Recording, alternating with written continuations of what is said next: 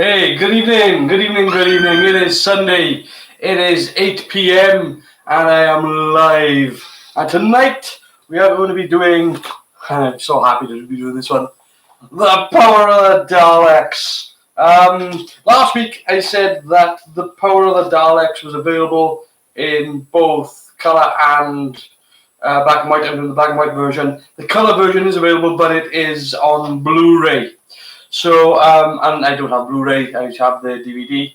But do you know what? It's a really nice box. It's a really nice little set that they've done with the sleeve and everything. And it's got a nice sort of texture with the front cover. I don't know if you can see it really, but there's this sort of gleam of the... There you go. I just picked it out. It's a really nice thing to do. Just a subtle little thing. So yeah, the colour is available on Blu-ray, but we're going to be watching the black and white version. It's not, there's no difference in the story, but it's just, I like the idea of doing the colour, of them doing the animation in colour, but, yeah, so you're going to be doing the Power of the Daleks tonight. Next thing as well is that, a couple of things first, because I'm doing Doctor Who Sunday, I've decided that I'm going to be doing, a day on Wednesday as well. So, but that's going to be for other things, not just Doctor Who. It's going to be for all sorts of shows, whatever you want to talk about, really, on a Wednesday. And I'm going to be trialing that. And hopefully, because I said I wanted to do it as more of a hangout as opposed to just a one-way thing. It's good to have people in the chat. Hello, Chris. Just discovered I only have the recon version of this. So mine will be less fluid unless it's on the Amazon Prime or something. I don't think it is on Amazon Prime, unfortunately. There's the you mean the tele capture one, is it? I think that's the version. The tele, the audio's the same length, so that shouldn't be any different. The only thing that's different, I think, is the start, the very first episode. Because in the start of the very first episode, the animation is actually going back into the 10th planet. And it's actually showing you the bit where Hartnell regenerates, which is a nice little add-on. It's the sort of the pre-title teaser. I don't think they do that in the telecapture. I don't think it was there in the original, in fact. So yeah, a couple of things on Wednesday now. Wednesday at 8 p.m. I will be doing all different sorts. So if you want to join in, I'll be training as a hangout. So if you've got a camera and you want to jump in, I'll give that a go. That's why I'm not doing it as a hangout tonight, is because I want to try it on Wednesday. Because if I cock it up on Wednesday, never mind. But I'd rather get this one out there. Not going to be on massively tonight. We're going to just do the Power of the Daleks. Because tonight is obviously Super Bowl. Yay! New England Patriots are going to demolish the LA Rams. And that's my opinion. And I've got a history of not ever picking the winner at Super Bowl. 18 years now. 18 years watching the Super Bowl, and I picked the winner twice. So that's a hell of a record. So whatever I say, ignore it. Just go with your gut. So yeah, I'm looking forward to that, to Super Bowl tonight. Also, another bit of news here is that a bit of bad news happened 2 days ago. The actor Clive Swift passed away. Clive Swift is famous. Characters from Doctor Who is Jobel from Revelation of the Daleks, where he would play that vain type of character with his ginger hair all swept over in the comb over, ends up getting stabbed to death by his assistant. And of course, Mr. Copper from Voyage of the Damned. And obviously his most famous part is obviously playing the character of Richard from Keeping Up Appearances. So yeah, it's a big gutting. Condolences to his family. Good entertainer, good actor. Really enjoyed his stuff. He made a good contribution to the Doctor Who universe. What more can you ask for? Rest in peace, Clive Swift. Anyway, so that's pretty much everything I think for this week. I again, if you want to talk about more things like Star Trek Discovery and stuff like that, we'll leave that till Wednesday. Right now, I want to talk a little bit about Power of the Daleks before we actually get started. This is obviously Patrick Troughton's first episode as Doctor Who. Good thing to mention when it comes to the Troughtons, actually, is that both Michael and David Troughton have been in Doctor Who, and both of them, surprisingly, have played a professor, which is another nice little nod. So that's pretty good, because Michael Troughton was in Midnight and David Troughton was in Last Christmas. The only one that hasn't been in Doctor Who, I think, of the lads anyway, is Mark Troughton. But he's not really an actor anyway, so you can't really expect him to show up. And obviously, David Troughton was actually in an earlier episode of Doctor Who as well. If I remember right, he was in, oh good God, way back in the 70s. Oh Jesus. No, mind. Anyway, doesn't matter. But yeah, so now all we've got was somehow convince Sean Pertwee to make an appearance in a Doctor Who episode, and I'll be really happy. Anyway, let's kick things off by.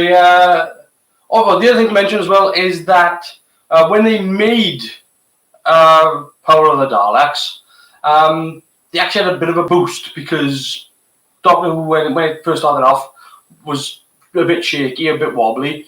But then after 3 years, it actually, surprisingly enough, it became a very popular show. So they moved it from Studio D at Lime Grove and to Riverside Studios. And Riverside Studios got a bit of a weird history with the BBC.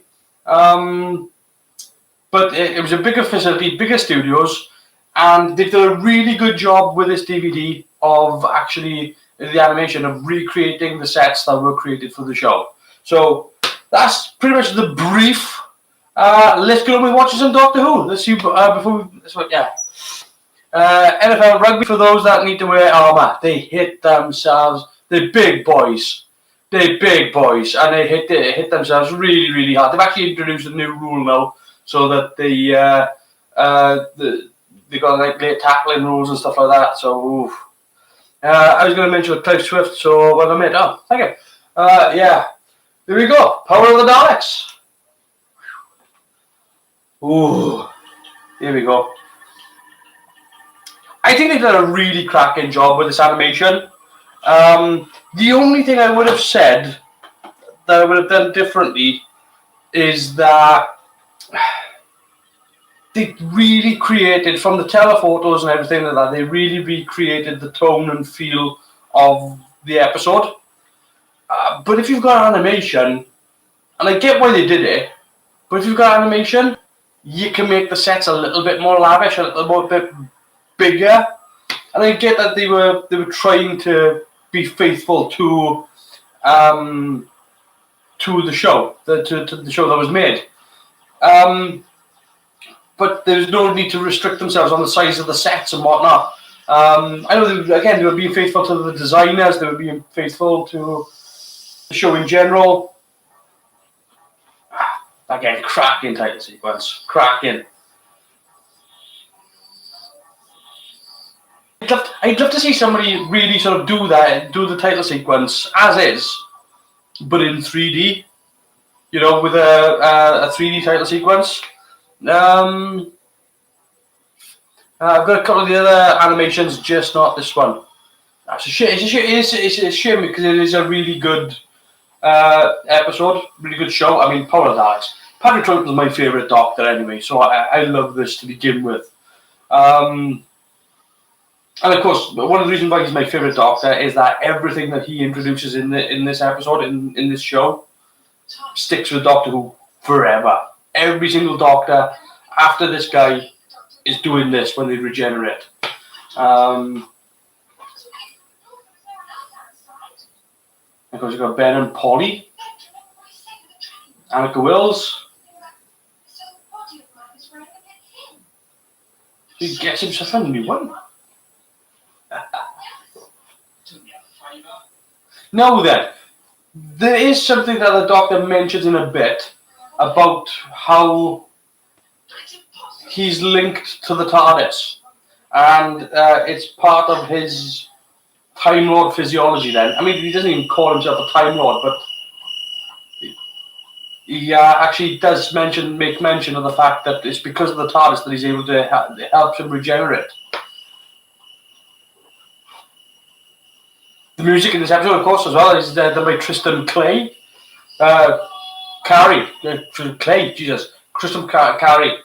And the actual music is not actually from this episode. He actually put this music together from 2 other episodes previous. I think it was Dalek Master Plan and I want to say The Dead Planet, I think.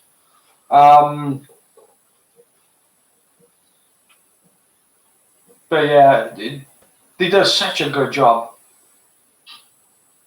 And it must have been weird as well to kick off a new show with a brand new lead actor.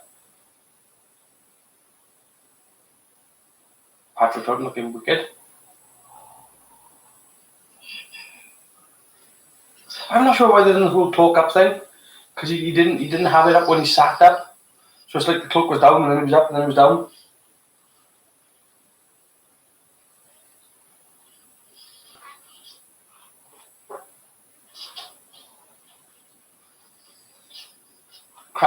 No, apparently to do the animation, to get the animation sort of right, they had a couple of people pretending to be Patrick Troughton and other people acting, and the video there, and that's how the animators got all the sort of the movements right. Was to sort of get these people in this small room, not much bigger than this really, and just to act it out, just to act out the show. So apparently there's a version of Power of the Daleks where with all these people acting out in a room somewhere. It'd be interesting for sort of theatre.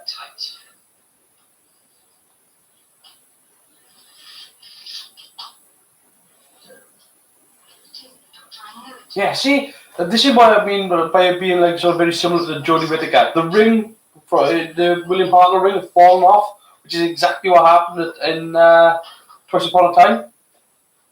And this whole thing whereby he's feeling his face, it's like, muscles are tight, this is not right, this is...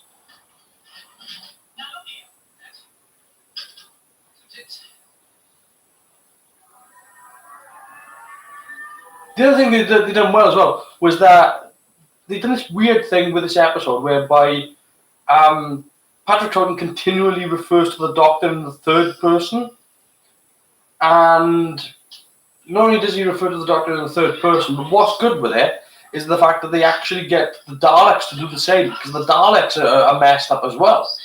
So by having the enemy be messed up as well as the Doctor, it makes for a really interesting storyline, and it makes it sort of it makes it really work. That's what works with the episode. If the Daleks knew exactly what the Daleks' plan was. I mean, it's very similar to Victory of the Daleks, the Matt Smith episode. I mean, there's a lot of this in Victory of the Daleks. You hear that later with the whole "I am your servant," but it's because they mess around with the Daleks as well as the Doctor. It really does sort of work.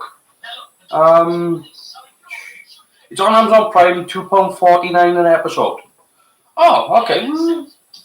That makes sense. I'm glad anyway that it's actually on there, because it means that it's better to not go from hard copy to digital copy. I mean, because it's great to have the DVD. It is, but DVDs do take up space, and I have plenty of DVDs everywhere.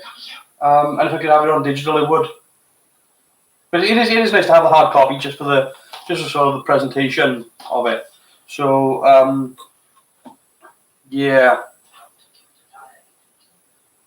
Yeah, see, he refers to the Doctor in the third person, where he's saying that the Doctor kept a diary. So I'm guessing that they wrote it that way because they wanted to ease the audience in. I guess the audience is Ben and Polly, and they're sort of like mistrusting of him. So I guess the audience is kind of mistrusting of him as well.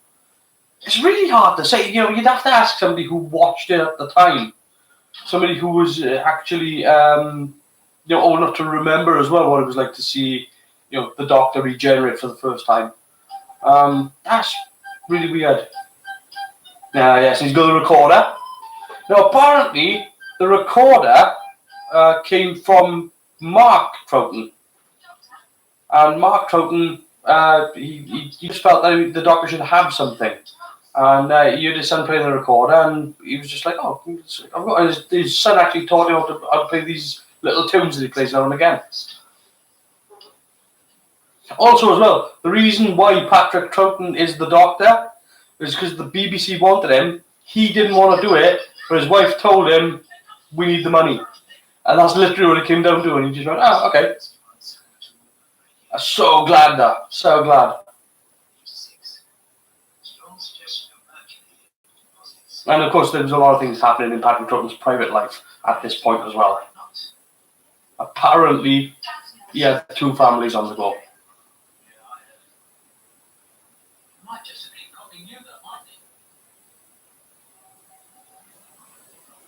Now, I would see, you got this whole panning shot here, the scenery of all the background and everything, and it goes off into the distance and perspective. They did this really, really well. And this is a lot bigger than how it appeared in the original story. So that's what I mean. When they came to these sort of sets and shots, they can get away with that in animation. So they've improved it in lots of other areas. But then when it comes to the interior sets, then they stick really close and really faithful to where the sets are. And of course, I think if you were to take this episode and watch it side by side with the original, if the original ever popped up one day, maybe to watch this side by side, I guarantee you that this animation is nothing like how the original looked. So I mean, it's great what they've done, and it is great what they've done. It's just I wish they'd have gone a little bit further, like how when they remastered the original Star Trek. When it first started off, they were being really faithful to all the camera angles and of the ships and everything. But then, after about 6-7 episodes, by the time you got a Doomsday Machine, they're just doing what looks best. And I think the animation department could learn from that. Do what looks best for the story. Don't hold yourself down.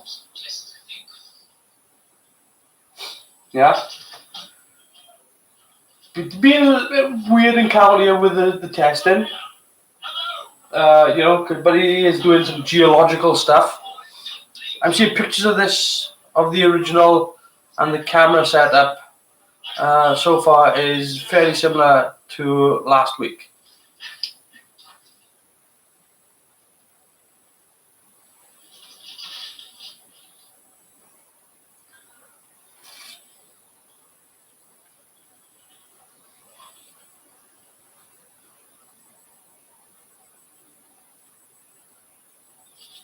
Yeah, what's interesting, okay, so one of the things we were talking last week when we done An Unearthly Child, made mention of the fact that at the time when they were making An Unearthly Child, Crystal Palace had closed, they'd moved to all the different facilities. They were about to open Television Centre, TC1, and they've actually moved Doctor Who from Lime Grove to Riverside Studios. During this period, the BBC had started broadcasting in colour. And the reason why they didn't transition from black and white to colour for Doctor Who wasn't a budget thing. They simply just didn't have the facilities at Riverside to pretty much process colour footage. When you had a colour camera was made up of 4 components, which was the RGB and the chroma. And they didn't have the facilities to be able to edit a colour processing. So they had all the even though the BBC at this point was starting to broadcast in colour, the reason why they kept it black and white for Doctor Who was just purely because they would have to re-kitted out all of Riverside Studios, which they ended up doing because it was normally used for filmmaking.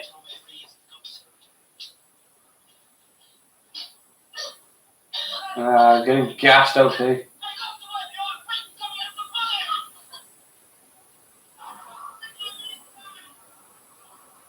Yes, the Vulcan badge, eh? Vulcan. Stop that. Stop that.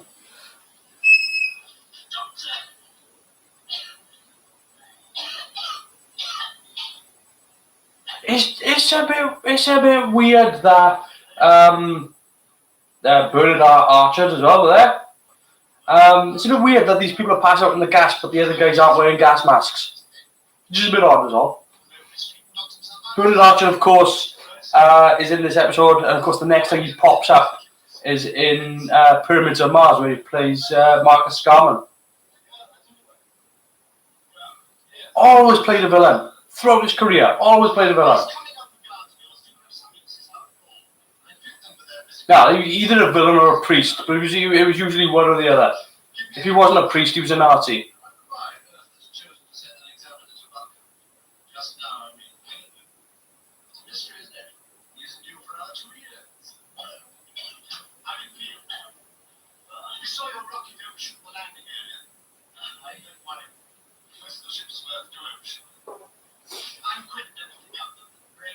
I'd be interested to know, because obviously the budget on these shows got better, and they did get better throughout the Doctor Who run.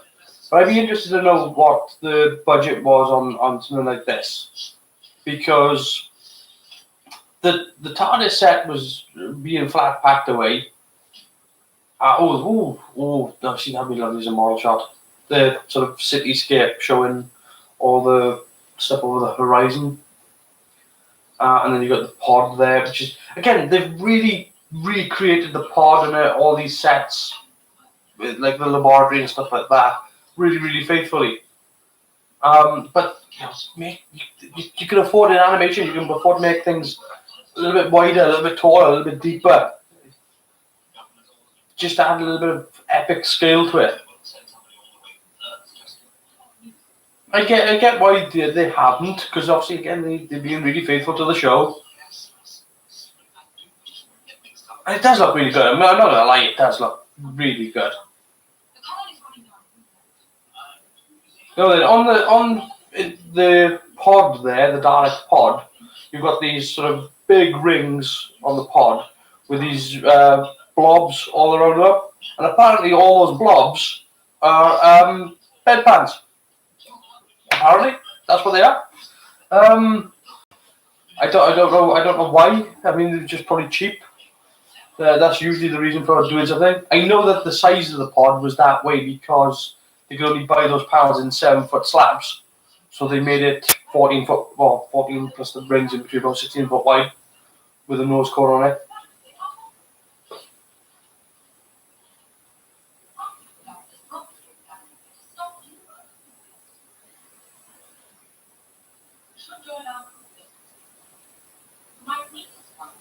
Now, Lesterson, I've got to look this up. I've got to look up Lesterson because so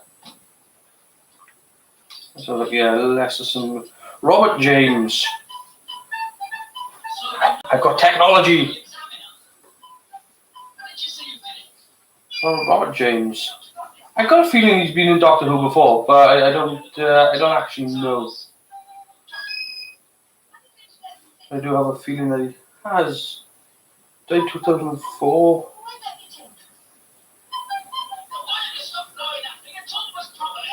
Ooh, get you.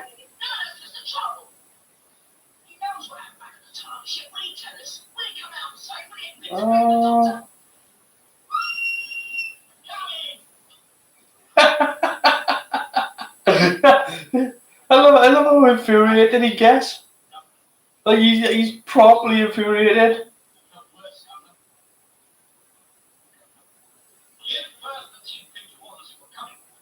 So look, no, it doesn't look like he did. Just Doctor Who. Oh, interesting. Now again, what I like with Troughton as the Doctor is the fact that he is every incarnation that we've ever seen of the Doctor he has been. I mean, they've all ripped off from him. The only one who really was sort of his own thing is probably Pertwee. But all the others really sort of had this whole moment of. I mean, what Troughton does great is the fact that he's able to go from aloof to deadly serious and then back again, and he's able to go through a full range of different emotions, and his acting skill to be able to take the character and make the character really a clown, but a clown that is getting to a point. He's arsing about, but everything that he's done, he's winding people up to get to something. He's trying to hit on something, and all the stuff that Patrick Troughton brings to the Doctor is stuff that is still happening these days. I mean, I think probably the aside from Jodie Whittaker's Doctor, the one that I would liken the most to is probably Sylvester McCoy. Where McCoy would have, particularly in the later seasons, whereby you had things like Curse of Fenric and Remembrance of the Daleks and stuff like that, where it was a bit more dark and a bit more serious.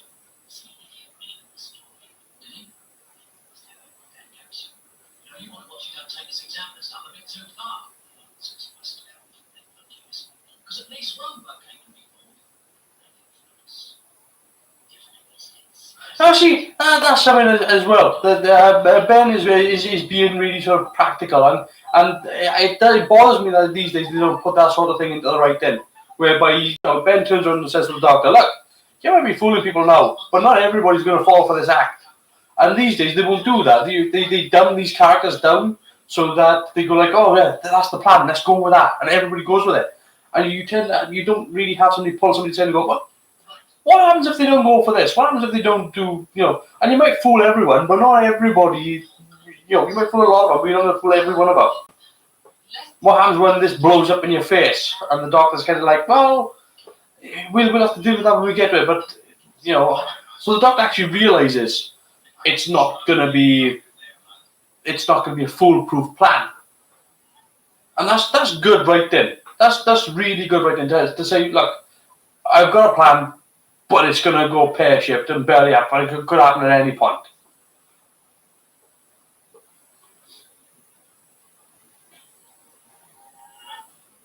Mm-hmm.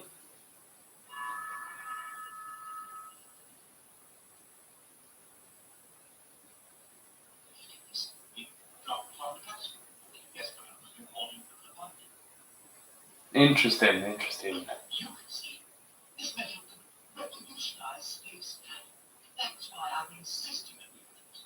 No, the character of Lesterson is one of those characters that does eventually end up going off on a bit of a megalomaniac trip. Kind of, he is one of those characters, but you can see it doesn't happen to sort of much later in, but the seeds are being laid right now.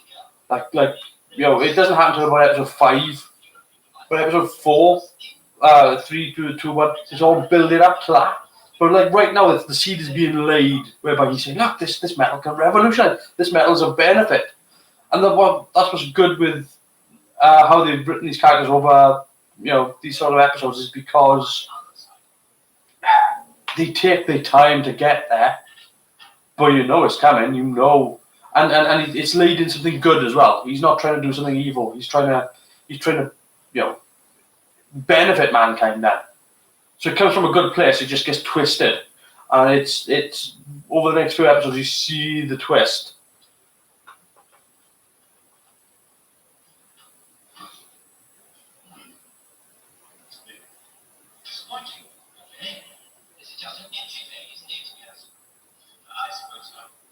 They don't make mention of the fact that the interior is a little bit bigger. After not seeing Troughton for years, I forgot how good he is. Tom Baker's my favourite, and Troughton and Pertwee are close second. Honestly, The episode that really said, like, I love sort of Tomb of the Cybermen, and I like all that, and a lot of the Troughton episodes that I have, I do really enjoy them. His performance in Enemy of the World is remarkable. Like, I to this day, I don't know of anyone else who could have pulled off that performance. I genuinely don't know. Because in Enemy of the World, he plays the Doctor, he plays Salamander, and he plays the Doctor pretending to be Salamander. And what's incredible about that is that when he does it, you can tell with just by looking at the way he's performing which one is which. And that's like I've seen Brent Spiner play, Data and Law, and Law pretending to be Data.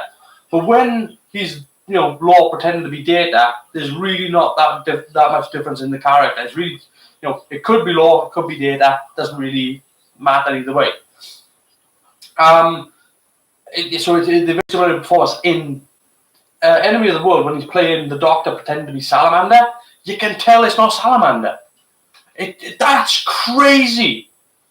The fact that he's able to pull off a performance whereby it's the Doctor pretending to be someone, even though he's playing all three. It's crazy good. And sometimes he's playing it with himself as well. Sometimes it's the Doctor and Salamander talking to each other in the same scene. Bonkers good.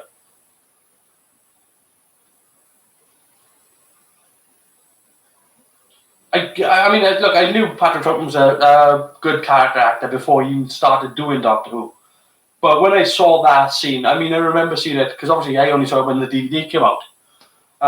When I saw it, it just blew me away. It was just like, well, there we go. I've seen him in a lot of other things besides Doctor Who, and I've seen him obviously in the 2 Doctors with Colin Baker and the 5 Doctors, 3 Doctors. But when I saw that performance, it was just like, well, say what you like about that, but give that man an award because he just walked that. The first thing I saw him in was the 2 Doctors. 5 Doctors. Yeah, 5 Doctors. 5 Doctors is a bit like, reminds me a lot of the Ghost Monument, because there's a lot of these sort of arbitrary tasks along the way which you never really see to sort of harms anyone. It's supposed to be the death zone and nobody dies, and it's a bit. But it was kind of one of those, the 25th anniversary, they're kind of sort of trying to make things exciting as they went along. And you've got the 2 Doctors, then where you've got Shockeye of the Kwansing Grig and Dastari and all those. And that's actually all about the symbiosis of time travel with the symbiotic relationship that he has with the TARDIS and stuff like that. Not the best of it's a shame that's his last. They could have handed him something a little bit better, and we could have helped Colin Baker a lot as well.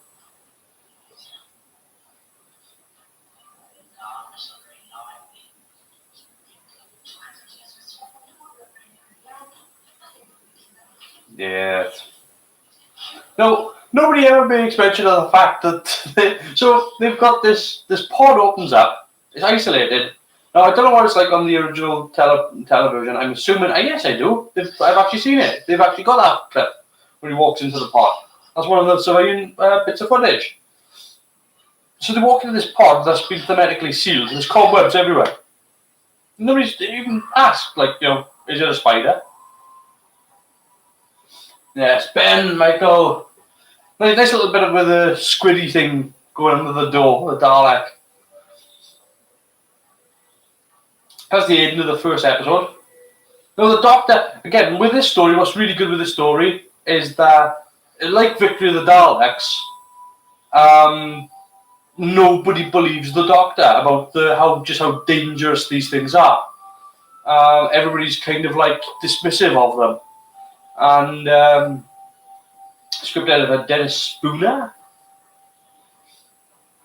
Now this goes on for a little bit longer than Boss, because obviously they've chucked in all the animated. If they were going to do that, I don't know why they just didn't shorten the distance between each credit.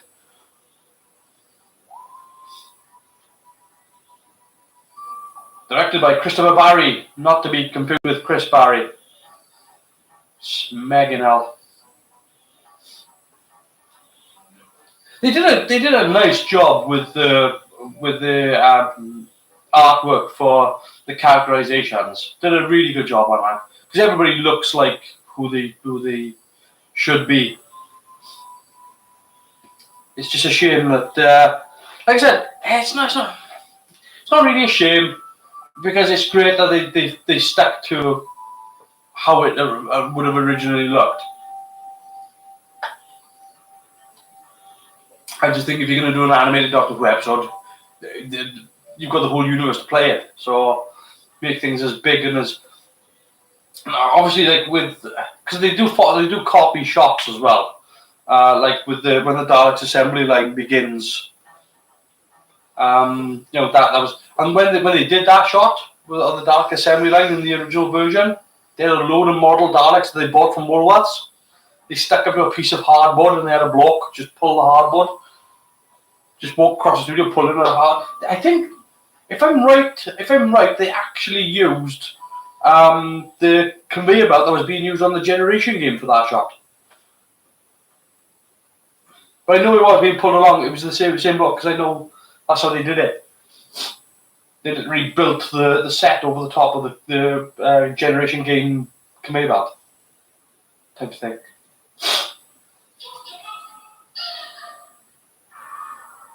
Dalek, squeegee.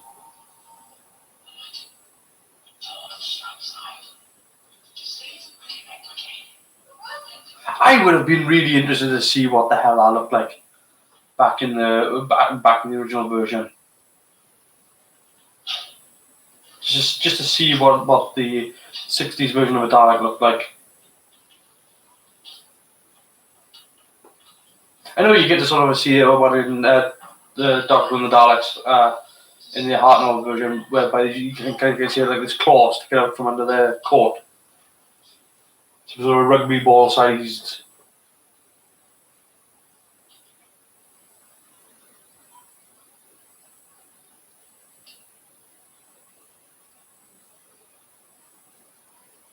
That's a nice little touch. They've got the eye stalk, the Dalek eye stalk, and I just slightly.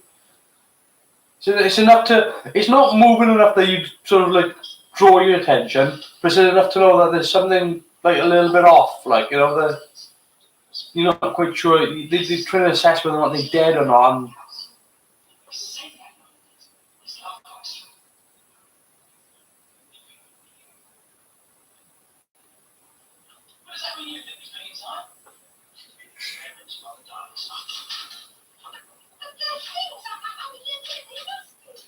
yeah, I mean, like, so one of the reasons why I would have changed this as well, right? So they're there with all the lamps, and they're in this lab, and there's the whole big space behind them, which was done as a forced perspective set and a cloth. But he's there, and it's supposed to be this colony, and the set looks great. As from what I've seen of set photos of it, it looks pretty good stuff. But at the same time, it's supposed to be this futuristic complex. They just could have embellished a little. That's all. I know I keep saying it, but it's one of those things that just bugs me. Like the doors could be sliding doors and stuff instead of just pop open hinge doors.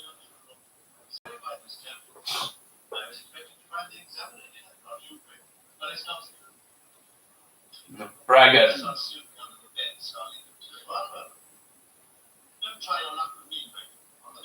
Again, Bernard Archer's performance in this is he always plays the slimy guy. He always does, and it's not until he gets to really shine in the Pyramids of Mars, where he plays Marcus, and again he plays this really soft sort of character, and then turns and then becomes this murderer. But he's really, he was always really, really good at it. but that's all he ever got cast as. Really, he was either a vicar or a Nazi. So.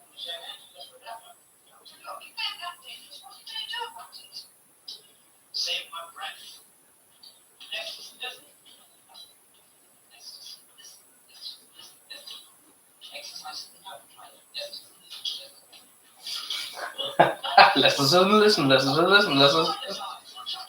I can't do it. No, he's got Polly with it.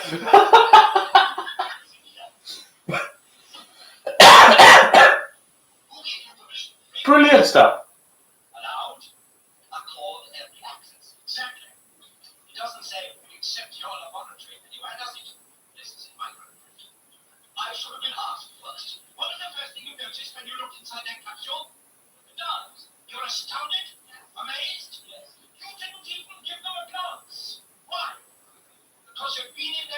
Due to being naughty, I may well have full motion video for that next episode. Oh, okay. Cool.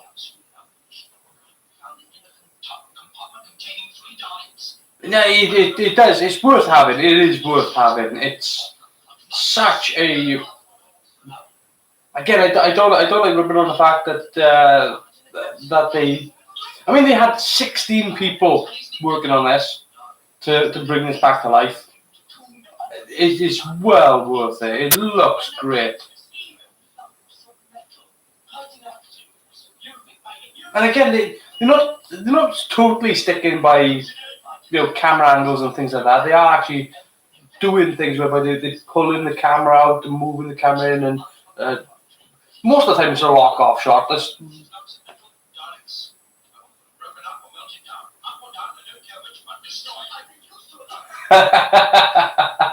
Broken up or melted down, I don't care which. Up or down.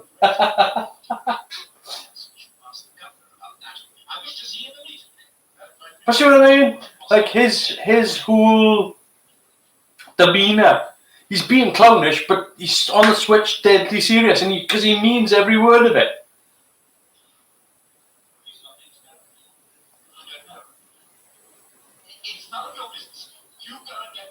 And again, you've got Lesterson here now, who's conducting these experiments, which are, totally beneficial. There's nothing wrong with what the character's sort of ultimately saying. It's just his means of getting there. I'll be getting it properly, mate. Just not in time for tonight. Yeah. That's a shame. But again, no, hey, it's so good, so worth having. I don't know, if I had the choice again, I probably would get the Blu-ray. Because I would be interested to see it in colour. It would be beautiful to see it in colour. I'd like seeing it in black and white though, because that's how it was sort of made, kind of thing. It's difficult to imagine the Troughton using colour. But then again, that would be great to see them just hand it over to, say, a colorization department and have them colour the black and white episodes. But there's so much. So there's so many things they could do with the Doctor Who. Given these are. There's a lot of missing episodes as well. Like I said, they're animating these, but there are people out there that are doing. They've got people who do the voice of Patrick Troughton for the audiobooks and things like that. So yeah, and they've still got the scripts for things like the Macro Terror and stuff like that. So there's no reason why they couldn't. They couldn't do a full, new animated version. And the best part would be to not actually to do what's in the script, and not to actually wait and worry about whether or not you've got the telecaptures. Interestingly enough, the reason why the telecaptures exist is because when they were making the episodes, somebody was off camera with a camera photographing the monitors for continuity, and they kept all those photos and all the files and scripts and everything are all together in a file. But that's how the telecaptures exist.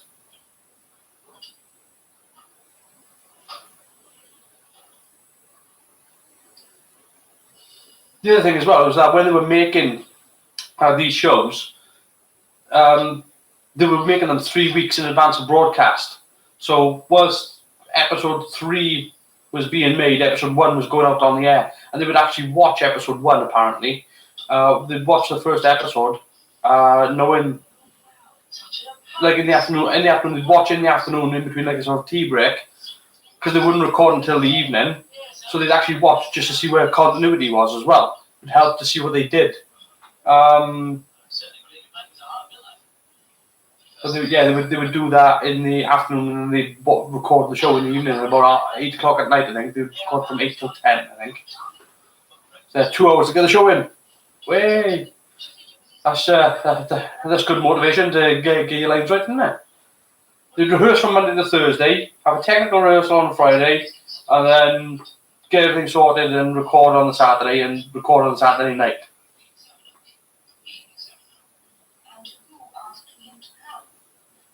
And they had to get it done by 10 o'clock, otherwise they'd knock the lights off.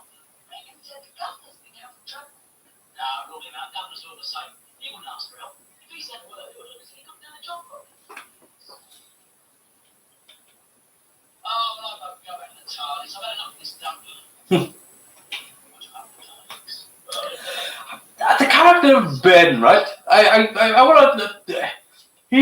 Ben and Polly are obviously, like, when you think of the second Doctor, you probably think of the Doctor and Jamie McCrimmon. Ben and Polly really don't get that much of a look in, and of course they were there with the first Doctor. They transitioned to the second Doctor, but really the two, I'm not even sure at what point the two depart. I'm guessing it's the Highlanders, but I actually don't know.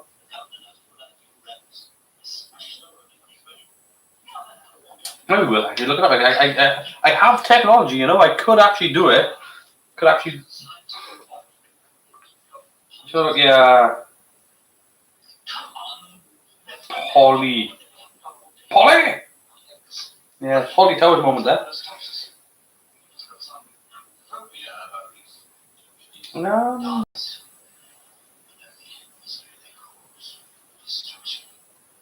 See, Power of the Daleks. Oh, okay. We got here. I'm trying to find it. I've got lots of quotes and stuff. Let's go to Edgar Wills.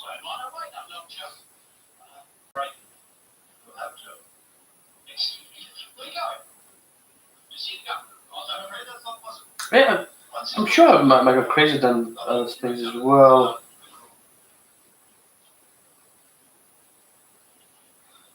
She also played Polly in the Devious fan film. The Faceless Ones, 1967.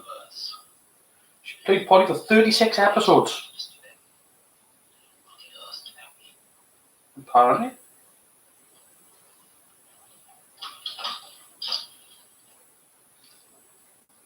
So yeah, Margaret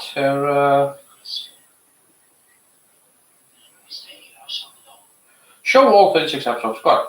There we go. So yeah, first episode was War Machines. The Smugglers. No, that's not right. 10th Planet, what are you on about? This is all over the place.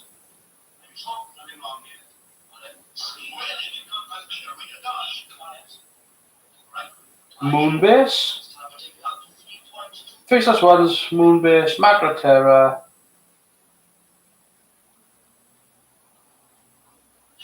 So it looks like the Smugglers was the first one. Oh, no, it would be War Machines, wouldn't it? Yeah. War Machines. I get War Machines mixed up with War Games. Yeah, War Machines, Smugglers, 10th Planet. Highlanders. Faceless Ones was the last one. Yeah.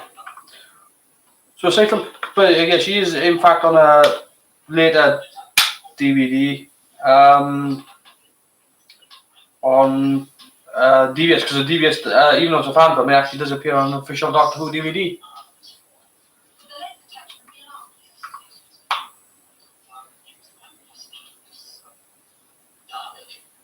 The reason why it does appear, in fact, actually, is because I think it's on the special edition of Spearhead from Space. It's because John Pertwee never had a regeneration scene. And of course, they filmed for DBS. They filmed a regeneration scene whereby he regenerates from Patrick Troughton into John Pertwee. It's not particularly good. It's got some nice stuff in it. It's got some nice like there's the one scene whereby they walk around the TARDIS and they walk around in this fog. They walk around it and then they go in through the TARDIS doors and into the TARDIS, and the camera doesn't stop. And of course, they've done that in like, oh god, I want to say late 90s, early 2000s. So to see somebody walk around the TARDIS and then walk in through the TARDIS doors, I still don't think they do it now. I don't think they have done that shot now.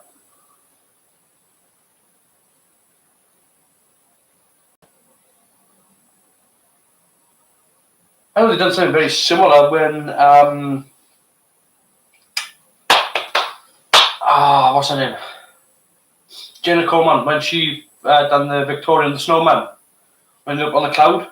It's a very similar sort of scene, but still it didn't quite, because the camera actually just follows and stays behind the actor as he walks around the TARDIS. You see it from all sides, and he walks around to the front.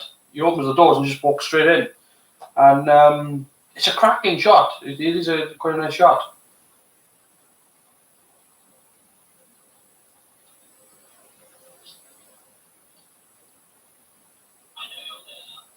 Probably as well. I know there's this.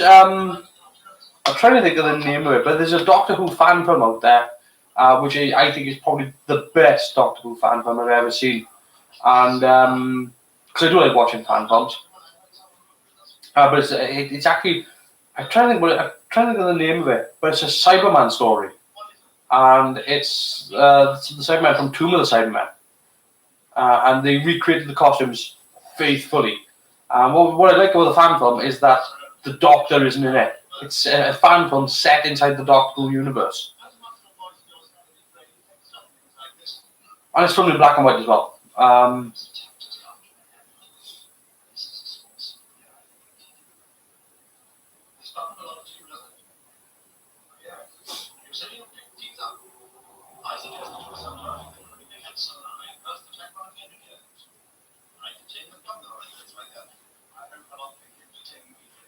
I get swept along with these. I do, honestly.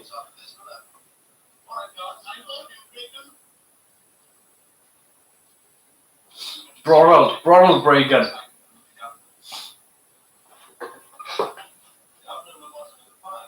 And he can't shoot people because he'd be bringing with a ray gun.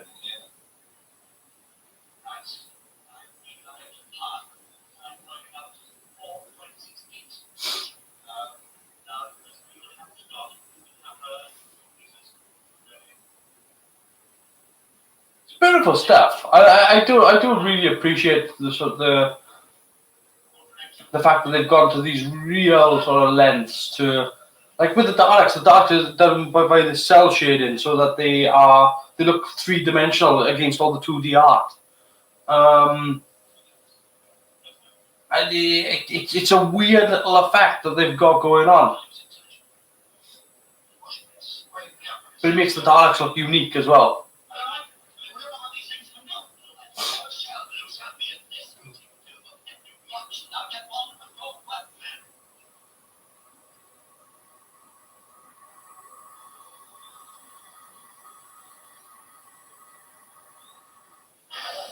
Yeah, well, yeah. Oh, I'm coming. I mean, I've seen it before, so obviously.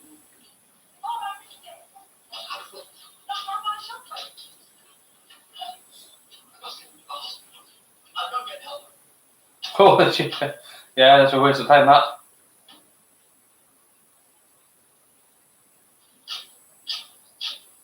It's good the way that they've set up the Daleks in this. It really is. The fact that these things are, at this moment in time, without power, they're harmless. They literally, it's as harmless as the Daleks could ever possibly get.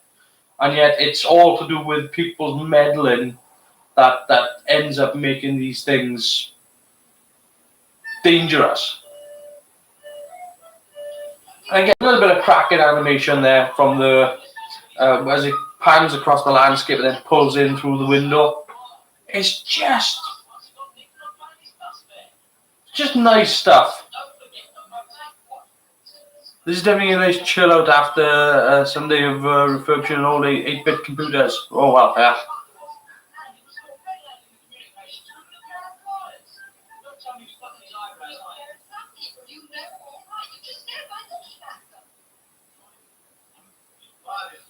Yeah, well, that's called judging a book by its cover, love. That's something you don't want to do.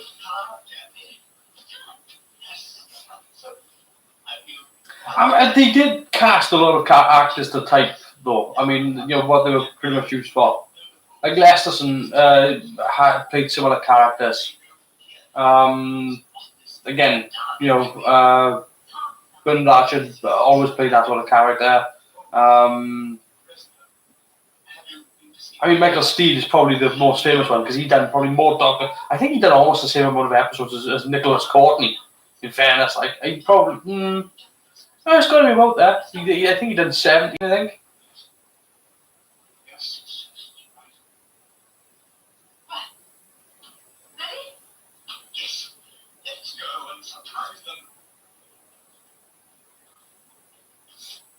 I'm sorry, I couldn't see you earlier.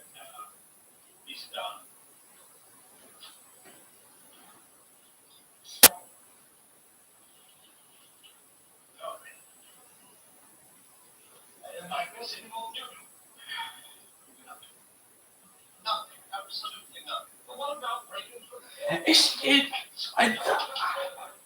I would like them to actually have another crack at doing a dark story like this.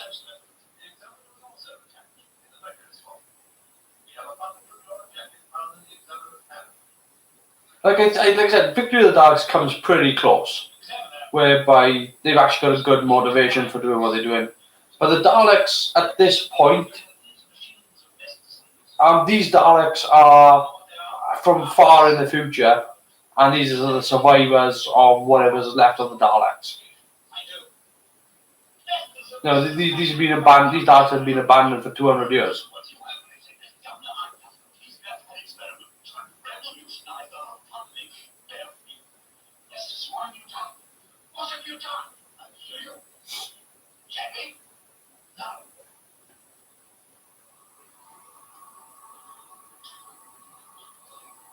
Yep.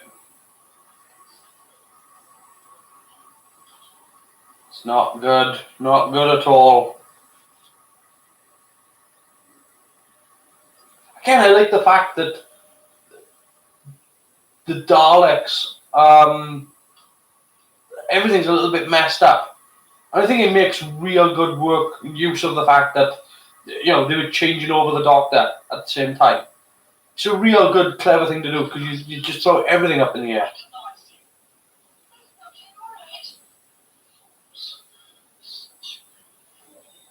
Yeah.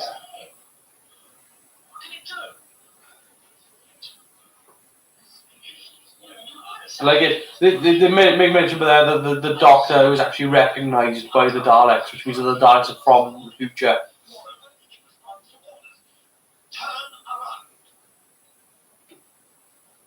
So yeah, they do a full-on Dalek story. You know, they have to have swastikas and armbands so that people don't have to work out. Yeah, allegory. Yeah. It's not only that. People are afraid these days of pissing off the fandom. And the thing is, the fandom only gets pissed off when it's done badly. That's what people forget, is that if you do something really, really well, I'm not sure, I think that's Nicholas Briggs doing the voice. But yeah, the fandom only gets pissed off when you do something really, really badly. If you do something really, really well, they tend to be more forgiving.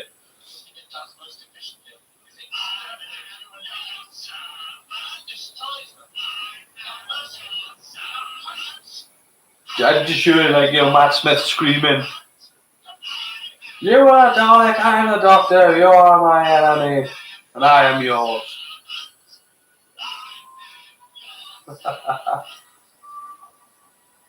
Yeah, Ben Craze, Edward Kessley.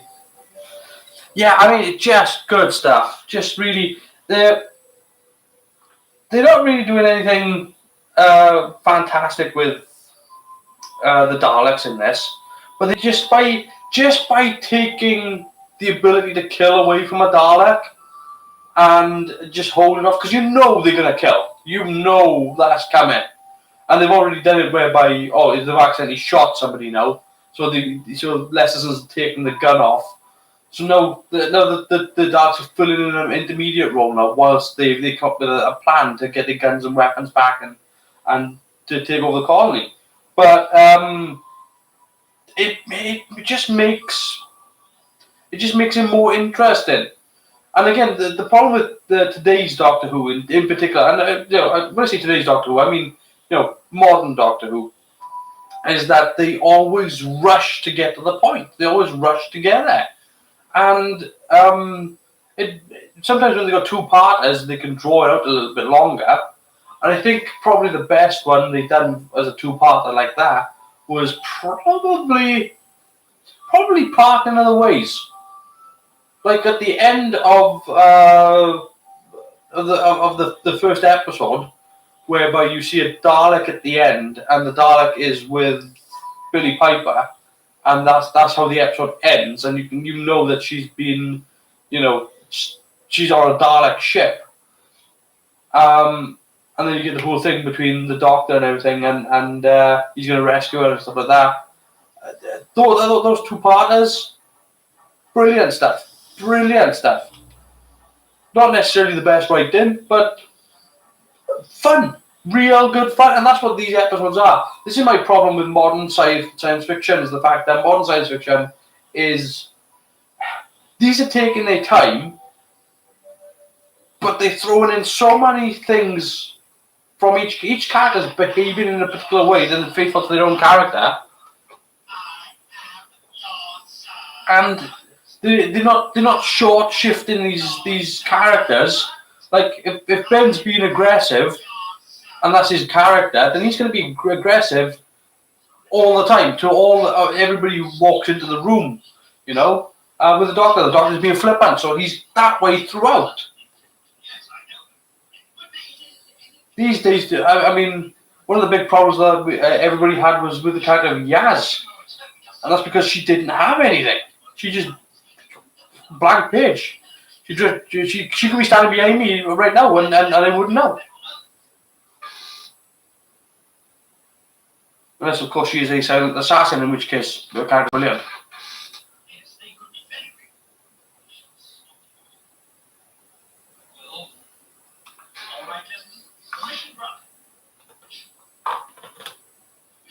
Oh, crap. There's some great stuff. Right, now I have the animation. Cool.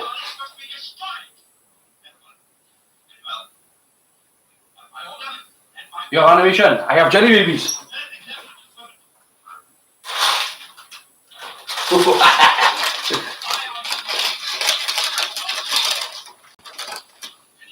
No. Would you like a jelly baby?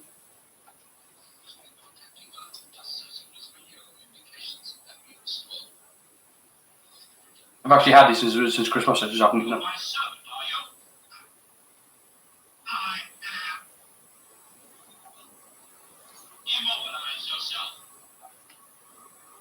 They were actually purchased to eat with the New Year's one, but I never did.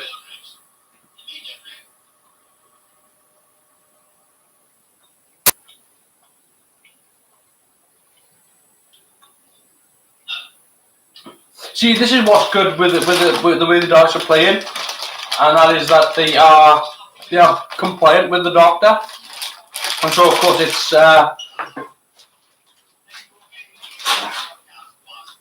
difficult for people to trust the Doctor and what the Doctor's saying, because all the evidence is to the contrary.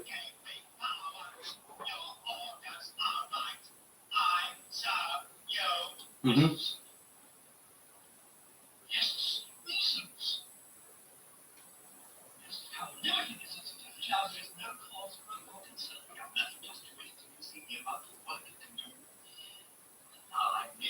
And the thing, the character of Lexus in here as well, he's really excitable. Again, that's why when later on when his character cracks, it's so good because you can see how he's really sort of enthused about this. Like, look at this! Look what I can do!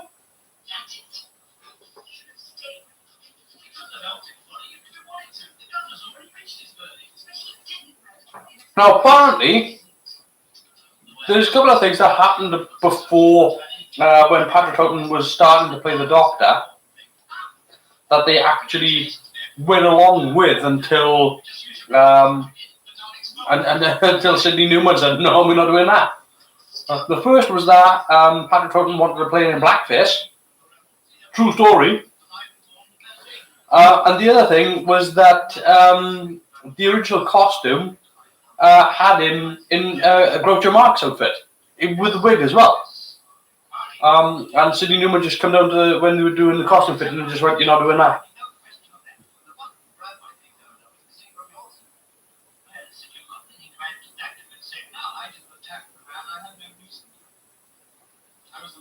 Check your messenger.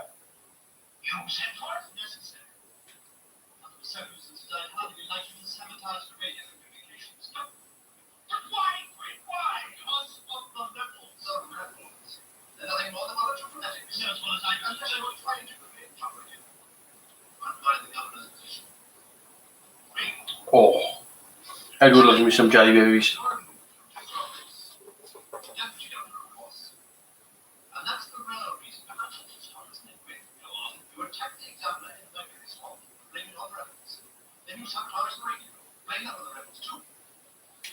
You see, yeah, there's another thing as well. So, with the older Doctor Who's, the focus of the story was always on the supporting characters.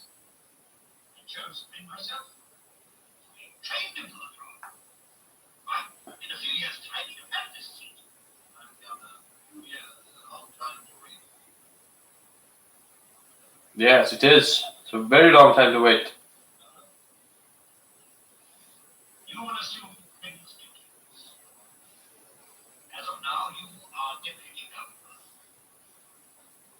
Mm-hmm.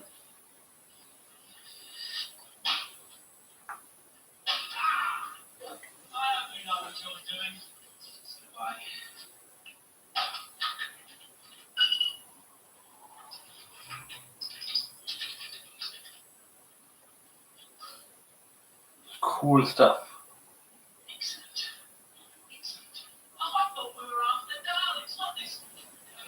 It's nice the fact that they've again, it's what I like about what Patrick Troughton brings to the performance. He's got this mentality of he's always looking at stuff. He's got a magnifying glass, which is a nice little prop to have. It's a simple prop to have. He's there taking stuff in and taking stuff out. My internet decided to die. Lovely, good old 4G. That's okay. I'm still here.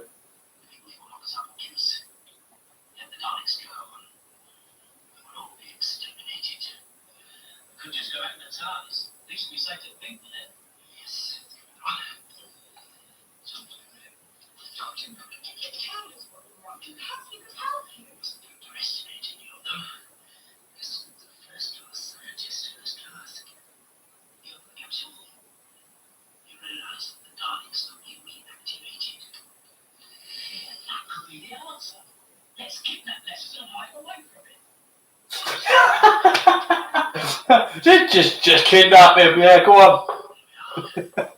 Just jump, well, why not?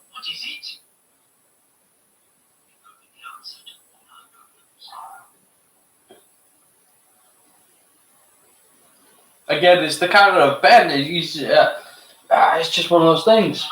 He's just one of those characters, like, and he's so vivid. I just sent you a picture that was like, oh, I would try you on Facebook, is it? Web page is available. What the hell's going on?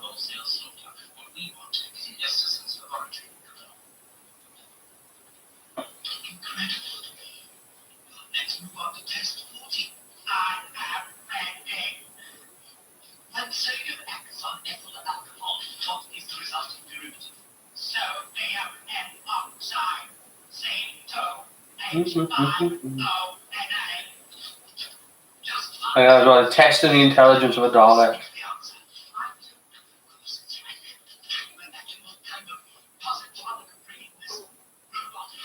Positronic brain, eh?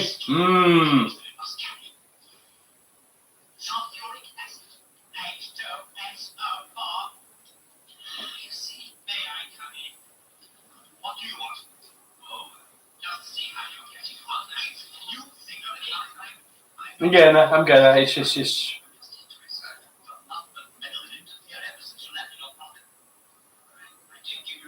Okay.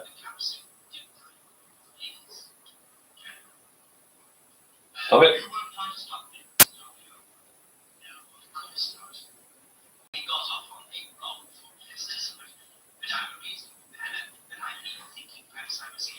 Reasonable man, eh? Man with a box.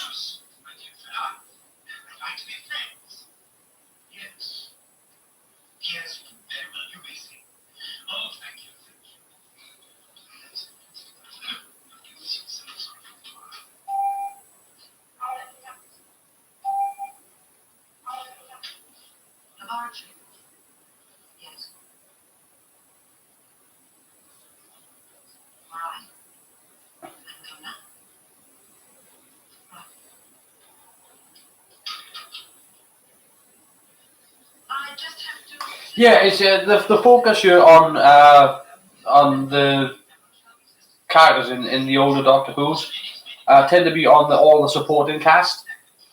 They tend to be, they establish all the characters, all the background characters, and then the Doctor intervenes. The Doctor enters into their story. Whereas these days, it's now you follow the Doctor and the Doctor, and you're always you're with the Doctor when they land in the TARDIS, and then when they leave the TARDIS.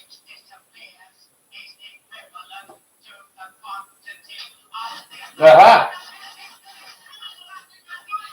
I have the pick. So you watching the this?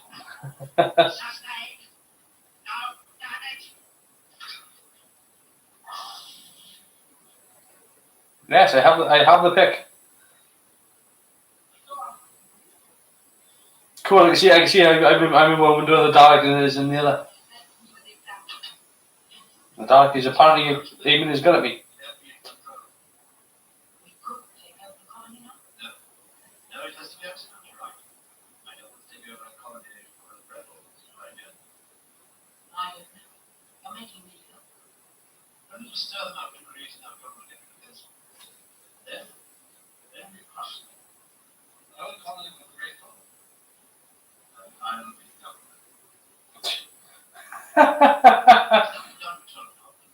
Crash, kill, destroy.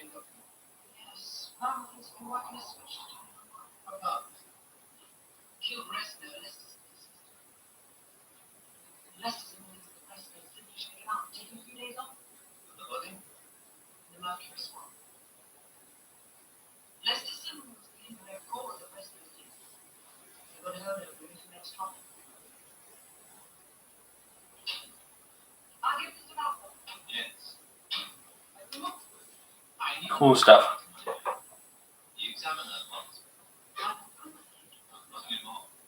You see, that's how it used to be done, whereby the Doctor was a character that was pottering around and then always interfering. Like that's what separated the Doctor from the Master, right? And that's why the Master was always the more intelligent character. Is that because the Master would make plans and put all things together and put things in motion, whereas the Doctor would just come along with he'd Homer Simpson it, he'd just walk in with a bucket of water and just pour it over all the controls, I mean, the Doctor would figure out what was going on, and that takes a lot of intelligence to sort of get there. But that's essentially what he did. That's what the Doctor would do. No, I'm not saying that the Doctor couldn't come up with these sort of ingenious plans, but it's more difficult to wreck an engine than it is to build one.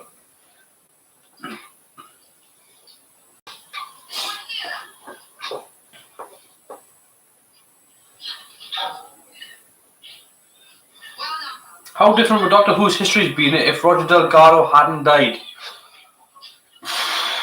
I don't know. I mean, Roger Delgado. I mean, to me, Roger Delgado will always be the master. Anyway, nobody ever quite nails it the same sort of way. Even Anthony Ainley, and I love Anthony Ainley, but Anthony Ainley is very much the pantomime version of Roger Delgado's master. Whereas Roger Delgado was the swashbuckling, sword fighting, gentleman killer. And that's the way you got. And they never got back to it. Pertwee left because he lost his Moriarty and his friend. Yeah, absolutely. I mean, if he had stayed, if Delgado hadn't died and Pertwee had stayed maybe a little bit longer, I don't know if we would have got. Because here's the thing, you probably wouldn't have had Tom Baker. That's a major thing. I don't know how long Pertwee would have gone on playing the Doctor.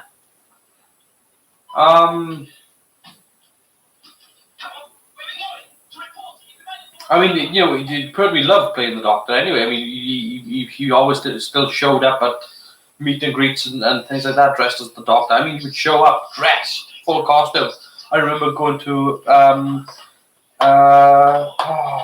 where was it? I think it was Longleat, and they had Colin Baker there, and it was the Doctor Who experience at Longleat, and they had Colin Baker there, and John Pertwee. And John Pertwee was still wearing his cloak and his Doctor Who stuff. Colin Baker was there in full Doctor Who gear, but he was the Doctor at the time. The last time I met John Pertwee was at a live performance of Super Ted where he played Spotty Man.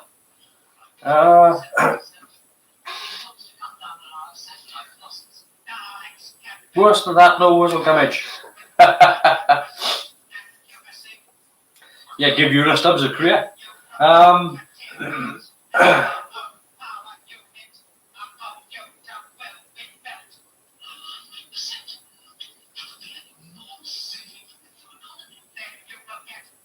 Yeah, see, they did it really, really well with the background and everything there in the lab, and like on the live set as well. I mean, I know this is the animation here, but on the live set, it was a forced perspective set whereby they had this curtain that was a little bit further off, which made and it really did look quite big, which is why I don't understand why with the animated version, where you just wouldn't just go, I'm just push it out a little bit further.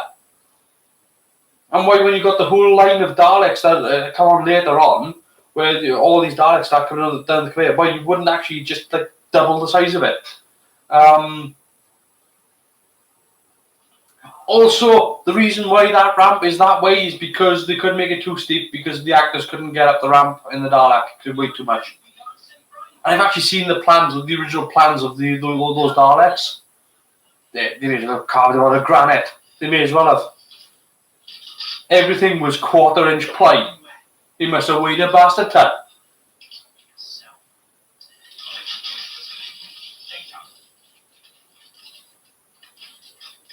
Now, what is on that drawing? Usually, when they do stuff like that in the animations, normally they put shit in that you're not meant to see. Stuff that'll be in the background. Stuff that's normally for, little Easter eggs.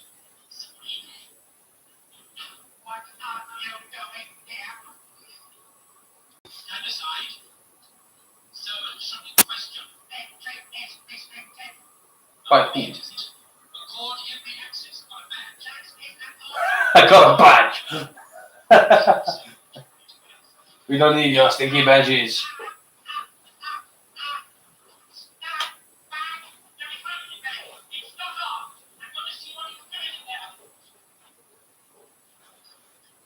He's armed. He's armed. Apparently, as well, when they were making this episode, they only had 4 Daleks. The Daleks look so cool animation in black and white.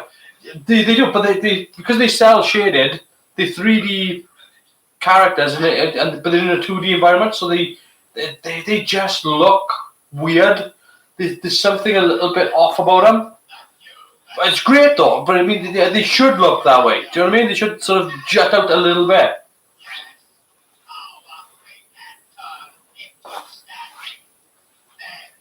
But yeah, when they made the original of this, they had... Yes. Good camera move.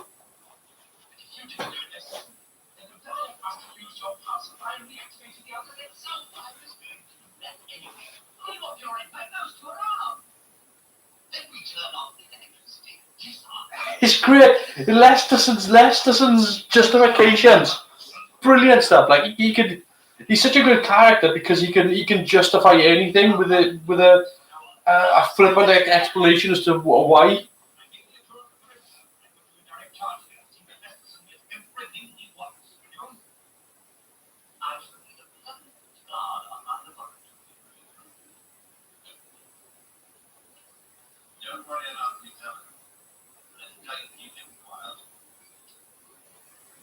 No, I'm guessing this was all done through Flash animation. That would be a guess. So once they constructed the puppets, they could probably do it fairly quickly. But they still sort of bringing it into After Effects and then mapping it onto not necessarily rotoscoping, but overlaying it over footage. And they're just moving the bones in and they're just keyframing. It sounds like simple, but clearly it could take about 16 people, take about 6 months to do.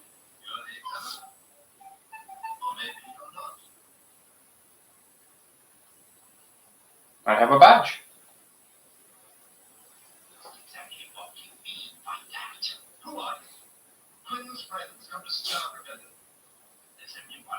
So, I'm just curious about this now, because he's wearing the Vulcan badge. I'm just curious as to the date of this episode and the date of Star Trek. That's all I'm going to check out.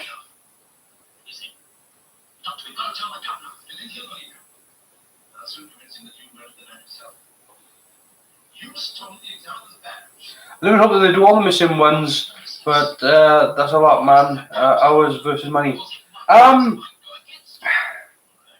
See, I don't think it's a problem because all the missing ones. If you said to me, use a Doctor Who episode you've never seen before, a Patrick Troughton one.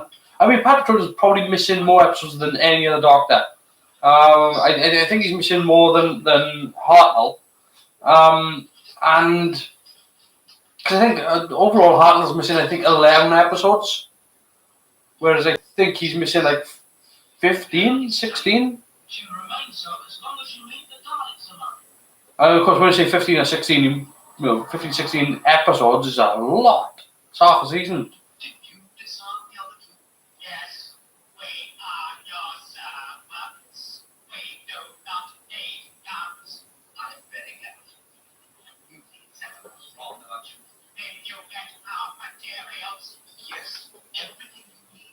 What am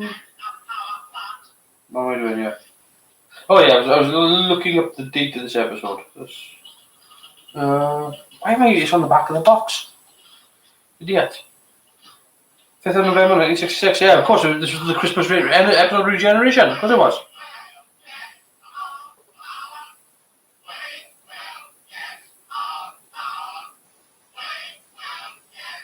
So what was the original Star Trek launch date then?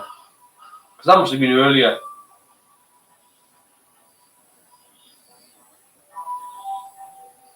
I'm going to believe that Star Trek was September 66.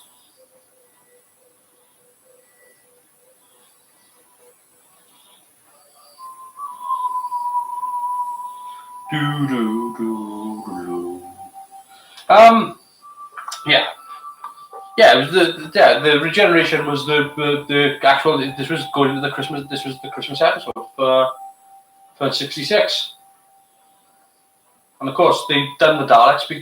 The reason why they did the Dalek story as well was because that they wanted to give the audience, the fans of the show, the kids, they wanted to bring them back and remind them that it is the Doctor. So they give the Doctor his greatest enemy to actually tell it over.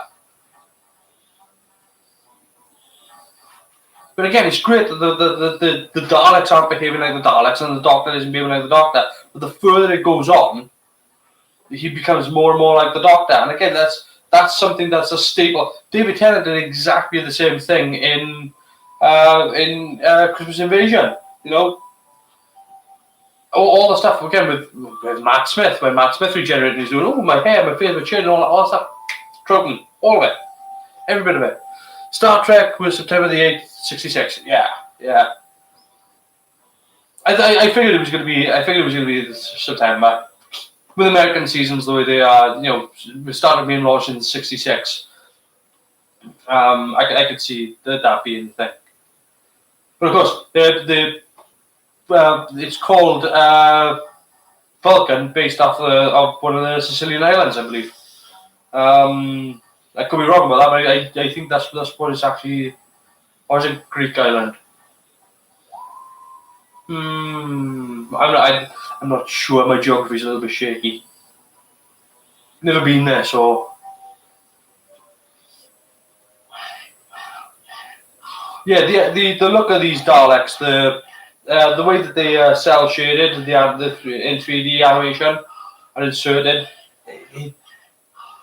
because they've even got this sort of bold black outline around them as well to match. So they look a little bit odd.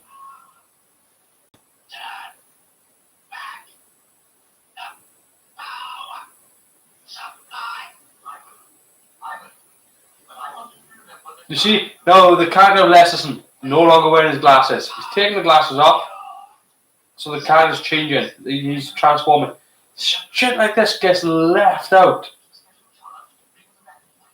He put his glasses back on a little bit later,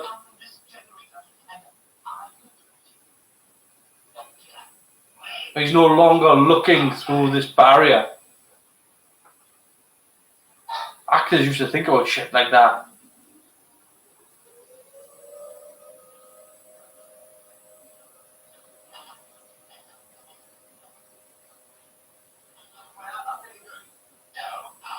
Shopping, the off does there.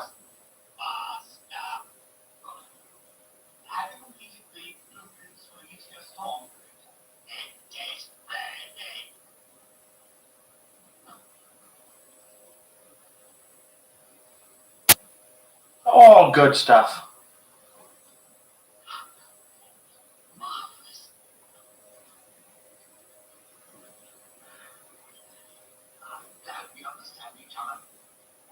I hear that little bit of excitement in his voice.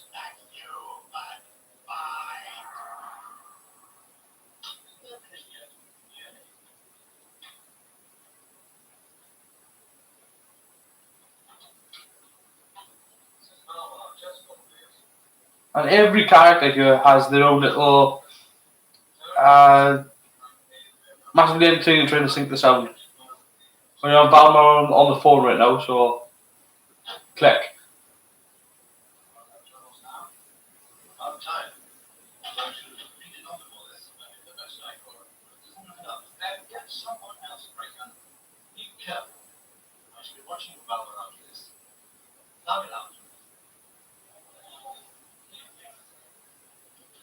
It's good that so you've got these characters of this colony that are not necessarily getting along. You've got the whole dynamic between the rebels there and the leadership. You've got then you've got Lesterson with the Daleks as well. It's a really complex setup, which is why these episodes will take 6 episodes as opposed to doing it in 2 or 1 45-minute episode. I mean, if you were to do these episodes today, they would probably be in 2 45-minute episodes. There'll be 4 episodes. An older one would be 4 episodes. So this would probably be a 3 episode. Look at the fact he picked up a chair. It's a Dalek chair.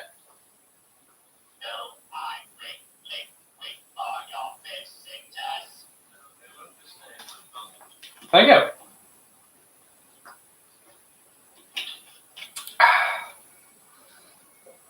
Or a rush port of a minute. Yeah, exactly. It's again. These episodes aren't even boring either. There's an excitement to them, but it's because there's so much information going on. And again, the focus isn't on the Doctor. The focus is on the background of what would be the supporting characters. They're the characters in the show. They're what the show's about. But it's just the fact that the Doctor is intervening. The Doctor is stepping in, and the Doctor is creating havoc.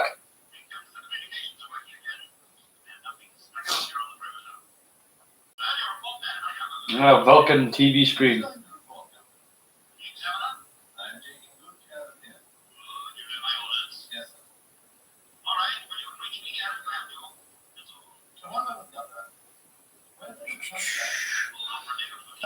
They did rush thing with the new Thunderbirds. Start, bang, bang, bang, finish. Yeah, I mean, there's so many things that the short. Yeah, they tend to do that. It's a case of. I mean, the modern speaking, they look at demographic, then they look at money, then they look at how many they can get out for the money, and then the show gets made. Netflix tend to be the ones that are turning around and actually sort of going, no, we don't mind you not making massive amounts of episodes, but we'll give you a decent amount of money, a decent budget for it anyway. Amazon tends to do that as well. It would be great. I mean, I know like Netflix has a lot of Doctor Who on it, so it would be great for Netflix to turn around and say, do you know what? Let's remake these. And again, during the off season of Doctor Who, when Doctor Who is not like Doctor Who's not going to be on now till 2020 with Jodie Whittaker. So why not do an animated? The animated episodes could be put out. You know, even if it's on Netflix, even if it's on Amazon. I mean, once you've sold these shows to these networks of broadcaster and these online streaming media. I mean, you probably want to do a DVD release first before giving it to Netflix, just so that you can recoup a lot of the cost first and then make more money on top. But, I mean, it doesn't make sense. It doesn't make sense. It's so easy. The money is right there. All they got to do is just pull the bastard trigger and do it. And then you might be thinking to yourself, well, you know, it could cost a bit of money to do, but they got the animators. They know the animators. They know them. And it wouldn't cost that much to hire 10, 15 more. You know? And that way you got all these artists and background artists, people making all the backgrounds, everything, 3D characters, all these puppets that are being used for the animation. And it wouldn't cost as much as people think. I mean, one of the reasons why we get these is because it doesn't cost as much as what it would to remake them.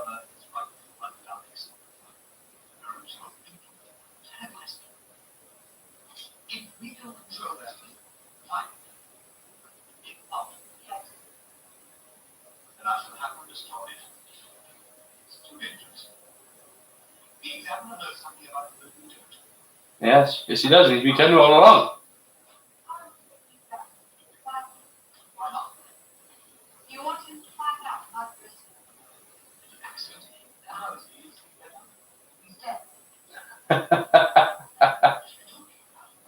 He's dead.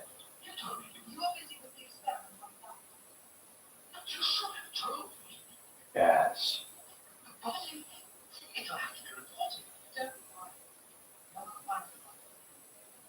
See, this is Lester's snapping point, yeah. Because he believed that he was doing something good, and now it turns out that that they're dying and they're deadly, and the Daleks are exactly what the Doctor said they were.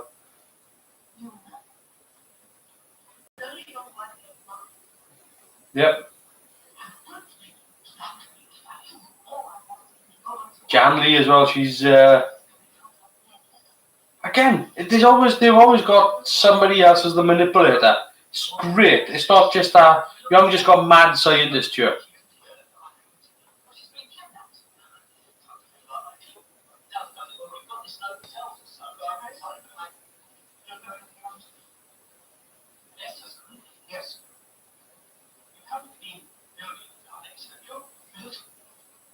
Yeah.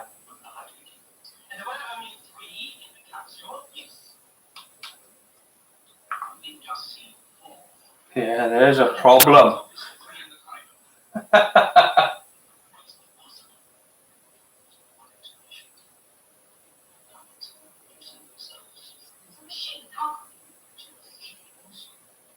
Good little setup, right?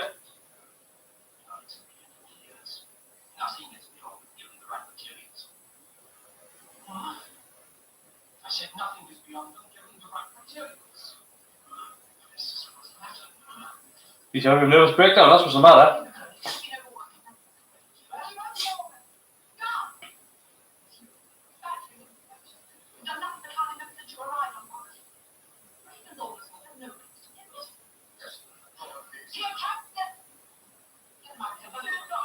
Brilliant stuff. Brilliant.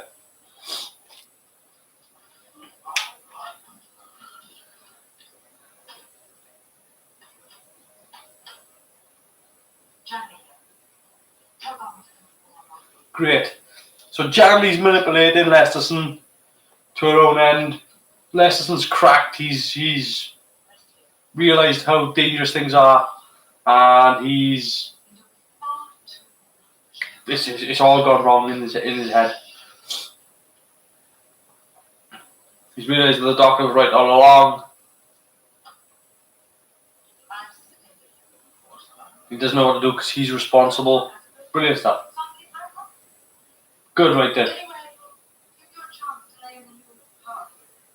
If they'd done that these days, it would be like, this guy's responsible, this guy's the mad scientist, this guy, it is, because they always lump everything on sort of the nutty professor kind of character, and that's not what Lesterson is.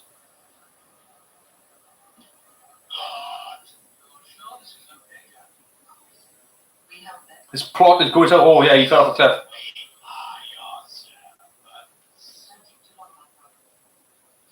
But again, it's not only that, it's the realization when the Doctor tells him, there were 3, we've seen 4, and if you didn't make them, they make them themselves. Daleks making more Daleks.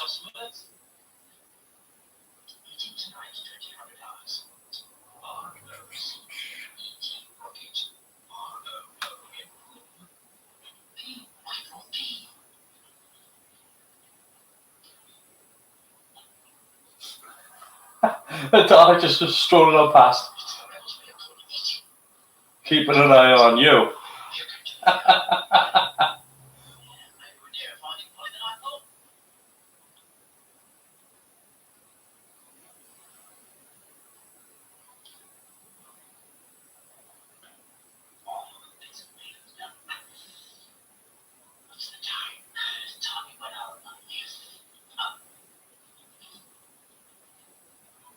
See, I can imagine this on a live action set, even for the 60s. I can imagine that this would have looked really impressive.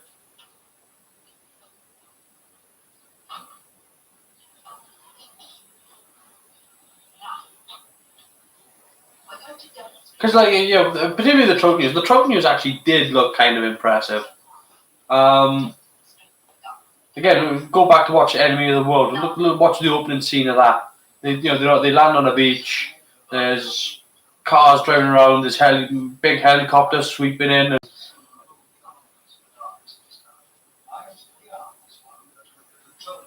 It's a much bigger production than because when they start shooting on location, it's always underestimated.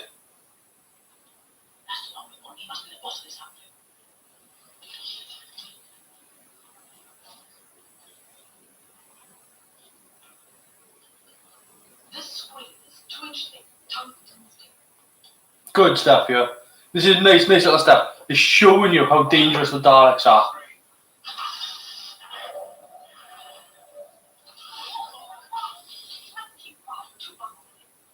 They don't tend to do that these days. It's a little bit of a plot. So when writing something like, oh, here's something dangerous, you have to see how dangerous something is for it to realize what you're up against.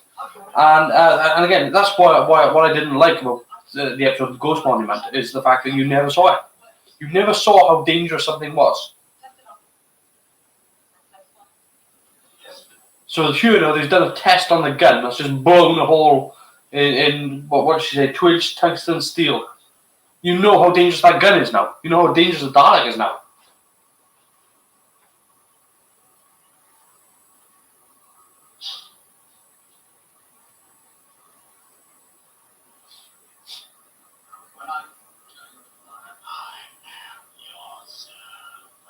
I think that's what I liked with when they done Resolution, was when they had that one Dalek by itself and it was able to take out that entire army. And again, they done the same sort of thing in the episode Dalek, but I mean, it's good to see how dangerous this thing is, because then you know what you're up against. You know what these characters are up against. There's the danger. There's the limit. That's what it is capable of.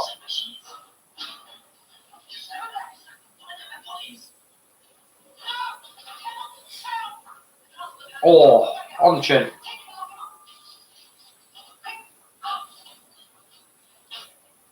That was a good pop as well. That was a good little.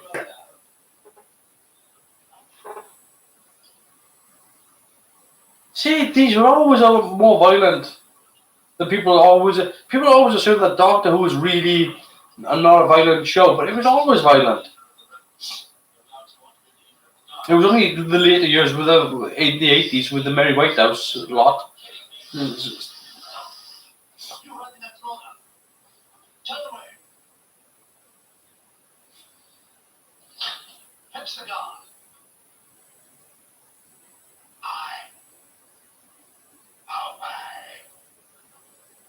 See, he's still brilliant stuff. The doctor is trying to convince Bregan.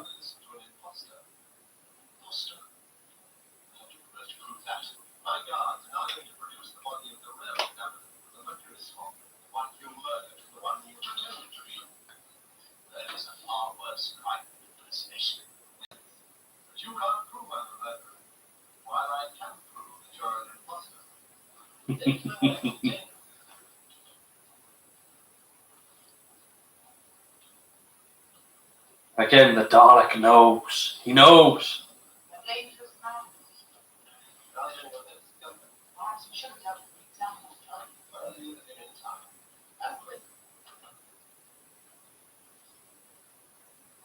And he's testing it.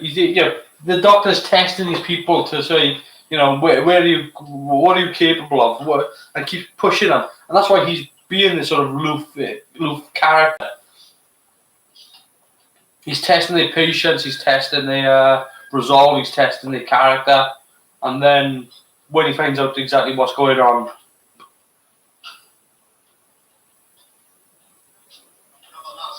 So one of my favourite speeches is the speech he has with Dastari and Two Doctors. He's talking about how we can manipulate the universe. And it's like, oh yeah, we could do this, we can rebuild the universe, shape it in our vision, so that all the evil that we see in the universe can be wiped out. And the Doctor's like, yeah, I get it, I can see it now. We could shape this and shape that, and we could take away the Cybermen, no more Cybermen, no more Daleks. It's like, yes, you get it, Doctor. He goes, yes, I do, and now I know you must be stopped. And it's the fact that this Doctor leads them along, and then.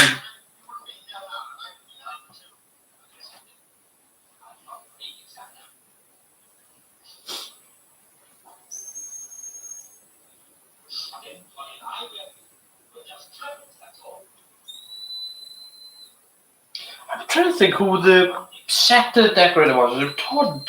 So yeah. Um,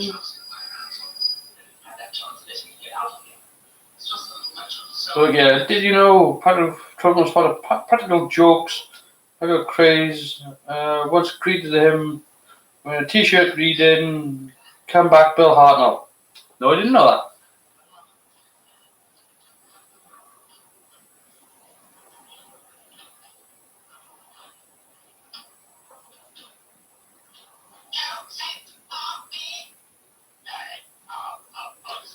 That's something they don't do these days either, to make the Daleks more individual, because they have different pitches in their voice. So that all the Daleks, I know the Daleks are supposed to be sort of clone creatures, but genetic differences, slight differences. So they're still Dalek, but they just...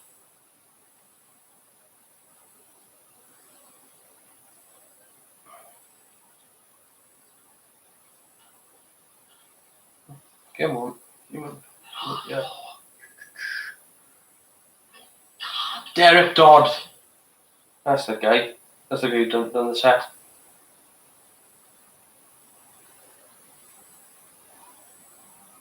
Yeah, again, Tristram Carey doesn't get much credit as a musical designer. And the reason why he used the music that he did for this episode from the Dead Planet and from Dalek Master Plan was because he wanted the Daleks to have a sound. He wanted them to have a recognisable noise. And something that the people who would watch previous episodes of Doctor Who would know. It's a noise and a sound that went with the Daleks.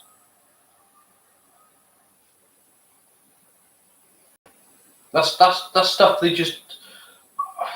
I mean, they do it these days. The themes now these days were specifically written.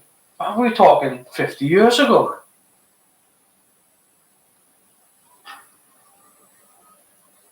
There were only standard themes for things.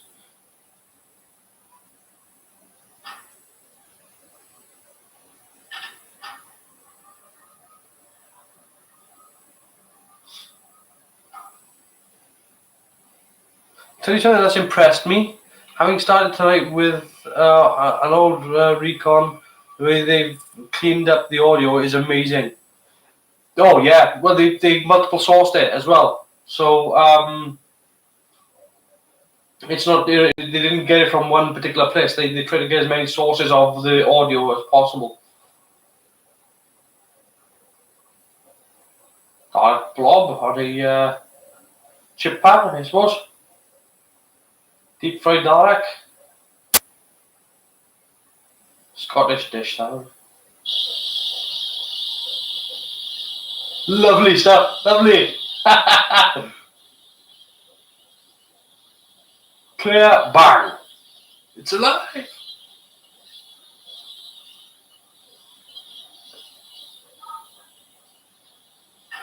I know that when they were making this episode, or in and around when they were making this episode, that there was this actual shot done with the thing open and they were putting the Dalek in. And yeah, this shot here and the reverse shot now was the sort of conveyor belt shot that was literally on a long piece of hardboard being pulled along. And they were toys bought from Woolworths. So it's weird that the Daleks that exist but Woolworths is gone. So this is the shot. This shot was the previous stuff that I don't believe existed, but this shot here. Oh yeah, look at that. Lesterson's broke. Look at the state on him.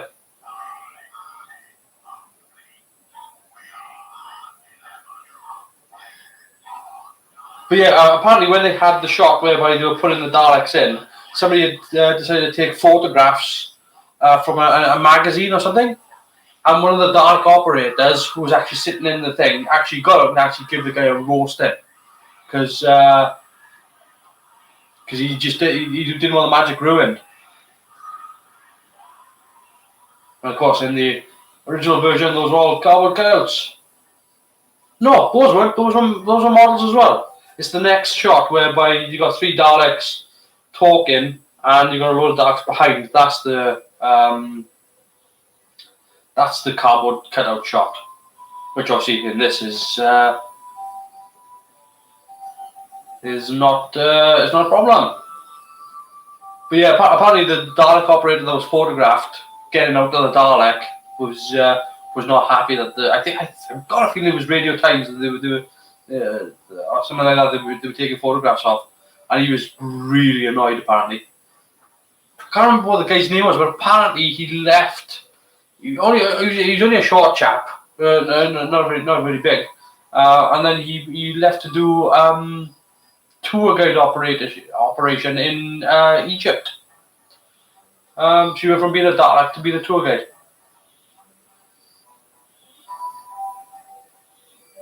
It's a weird bit of trivia. I know. I don't know how I know that.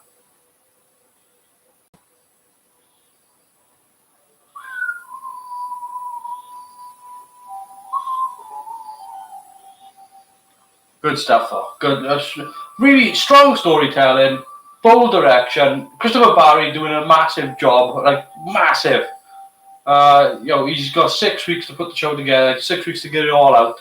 Apparently, they dropped a week as well during the production of this, which means that they had to redo a week. So they had to redo like a second episode or something like that. So they ended up having to pull that back.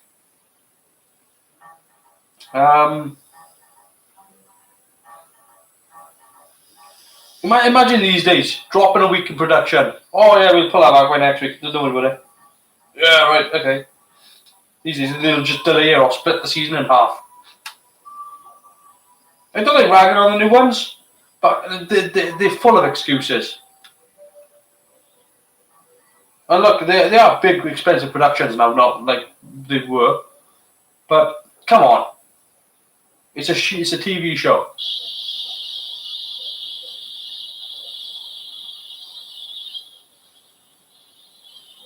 Yeah, the telesnap is thanks to a guy named John Cura, who did all the photography of the telesnaps, and that's how we got the telesnap edit.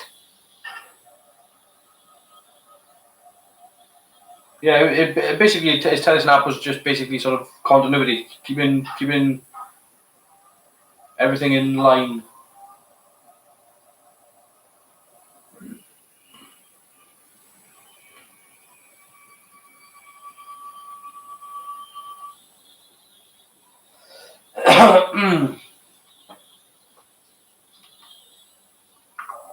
No, normally, I got a feeling normally they wouldn't actually repeat like this. I know they used to in the 80s and the 70s and 80s when Doctor Who, if I remember rightly, most of the time when what they would do is reenact the final scene from the previous cliffhanger, and it would be different in each episode. So a little bit of dialogue would be changed from how it was previously said, or people would be standing in a slightly different position.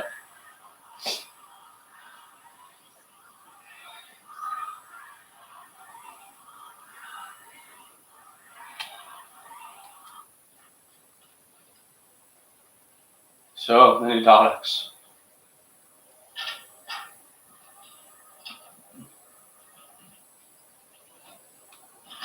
Lesterson's completely headshot now. He doesn't know what to do.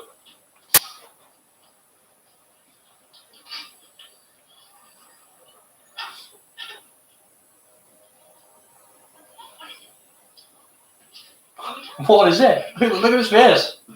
I'll tell you what it is.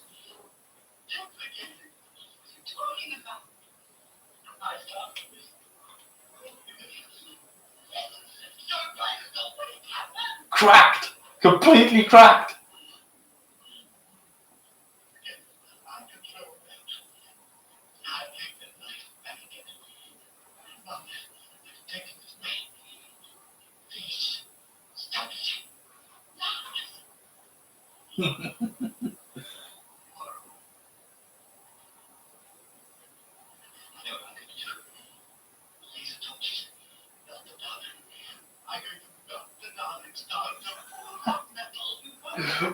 So over the edge.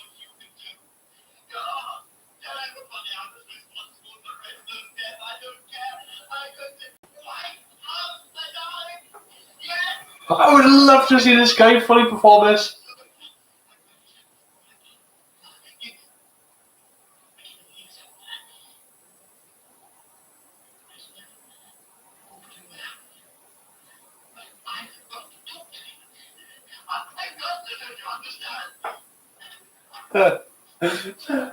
That's so good. So brilliant performance.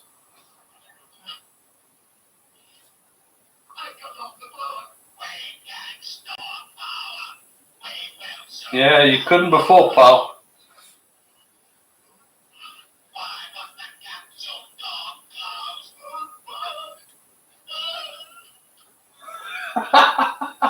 Don't know, just like it.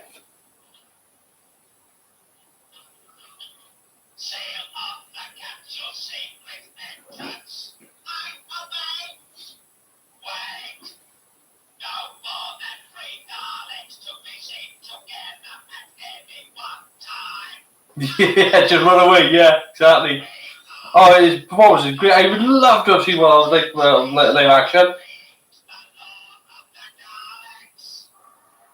I mean, I don't know if you'll see it, but like, you know, just that flipping out, like, I mean, that would just be incredible.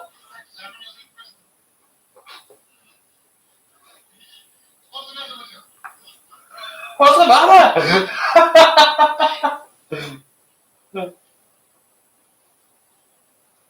Oh, good grief. And again, it's not purely that he's done anything wrong, it's just the fact that he's done something. He wasn't listening to what the doctor was saying. Jandy was in his ear all the time, manipulating him as well, telling him that he was doing the right thing and all that. She's more responsible than he is. She doesn't have a conscience. He does, but he's the genius. And then you've got Bregan then, who is wants the Daleks for control and power, and it's just such a good situation, such a good setup for it. And again, I think that's why this tends to work better than Victory of the Daleks, and why it's probably one of the best Dalek stories.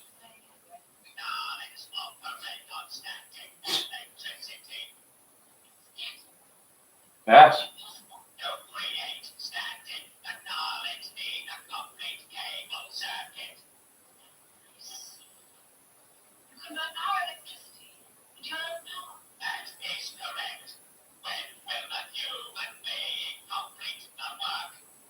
Yeah, good hearing the dark, high-pitched manic voice as well, yeah.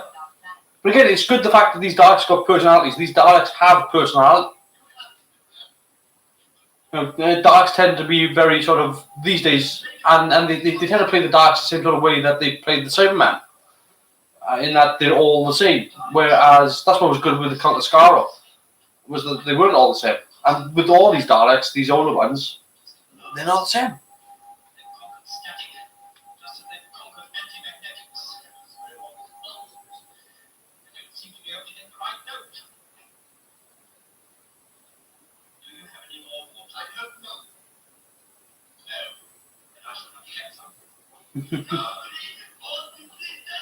Yep, yeah, that's some.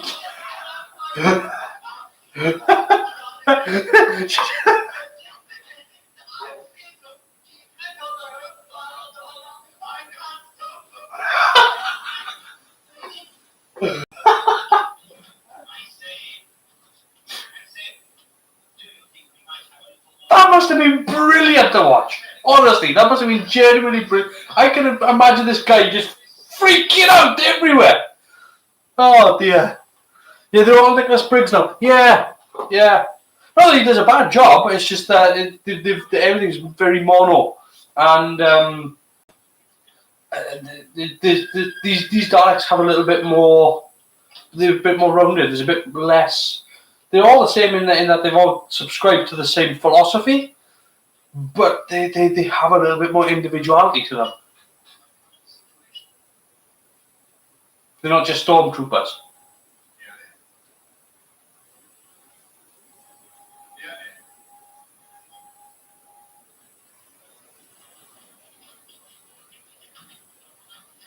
Sonic activated door, eh?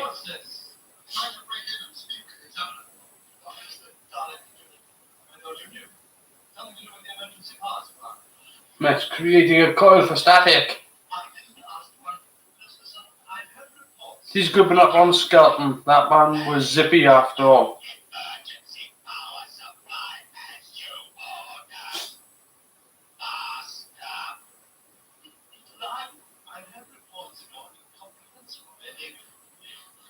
Oh god, probably the worst Dalek performance is probably, I want to say Day of the Daleks, which is why they had to redo all the voices.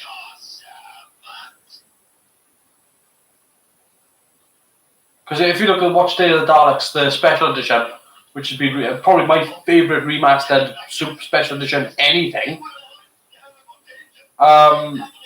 they had to redo all the voices with Nicholas Briggs because they give you the original voices and the redone ones, and the original voices are bad. They're not even. It sounds like they're not even using a ring modulator.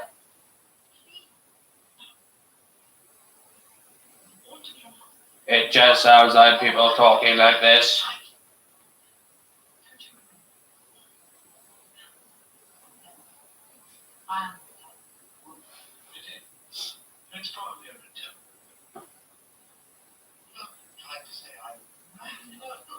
Trying to say I'm mad. You okay?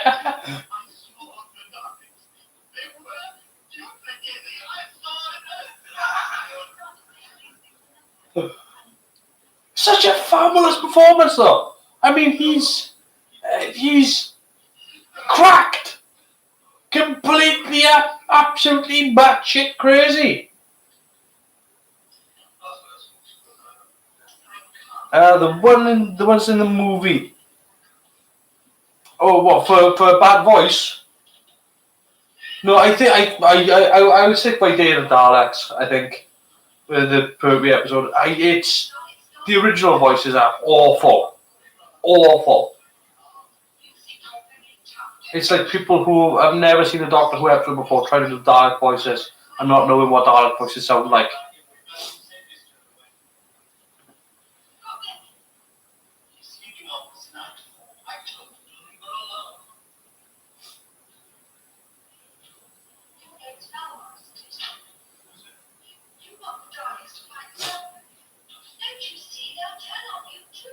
Yes, they will. They'll turn them all. And that's how the movie goes. Do you mean which? Do you mean the Paul McGann one? Do you? Or not the Peter Cushing? But the actual Paul Paul McGann at the start where they got those that noise.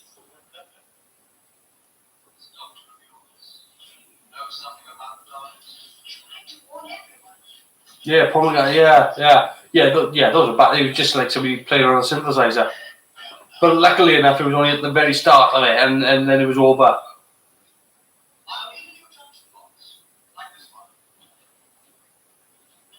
Yeah, it just sounded like somebody buggering around with a synthesizer.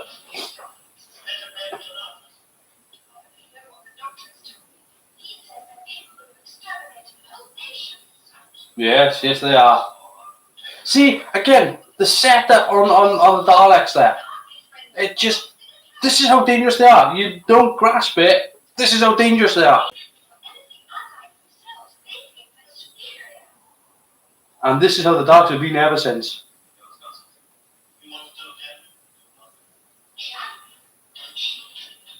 Interestingly enough as well, they make mention of the fact that in this, that the Daleks absorb their power through static.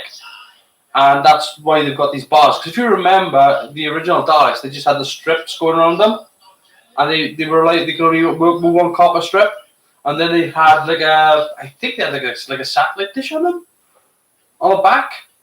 But now they've got these bars that connect the two bars together all the way around. And that's apparently for absorbing static electricity.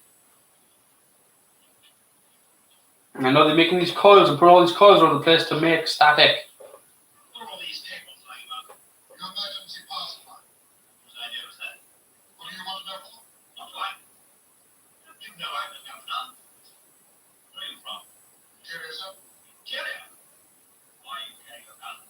Yeah, it's not really quite made clear just how big this colony is. You get the one shot, the exterior shot of this colony, and it's a city-sized complex, but you only ever see it once. They should. You would normally these days do an establishing shot at least once an episode to show where these people are, to show. Because I'm trying to think, what's the one where up? Is it the Hartnell one where they've got that city up in the sort of over the top of the forest? It's not the Daleks. Oh, good grief! They're gonna escape through the roof and slide down a rope down the side.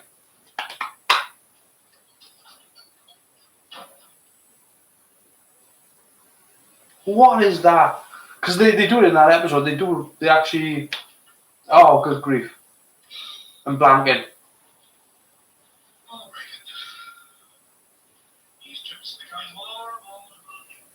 Is that even a Dalek episode? Yeah, it's Dalek Master Plan, surely.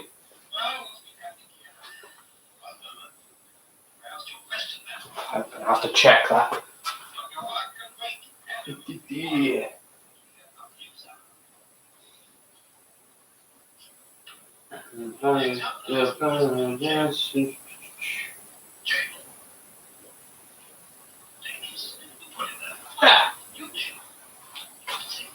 Absolutely.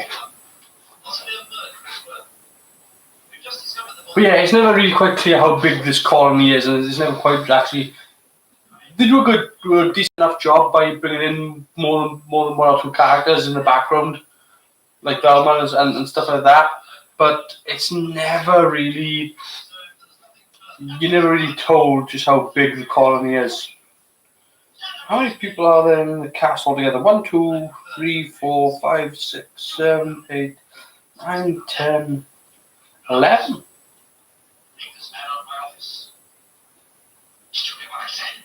11 actors, 3 Daleks. The 4th Dalek in this apparently was empty, not working, non-functioning.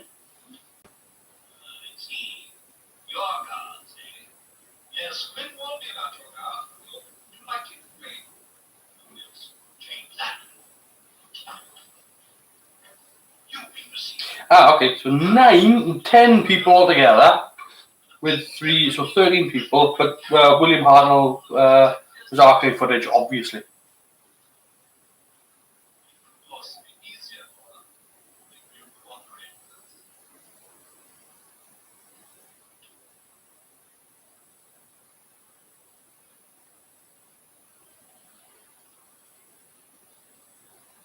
So how they got around the production back then was to make sure that everybody had their own job, everybody knew what it was that they were doing, and they only ever hired the amount of people that they needed.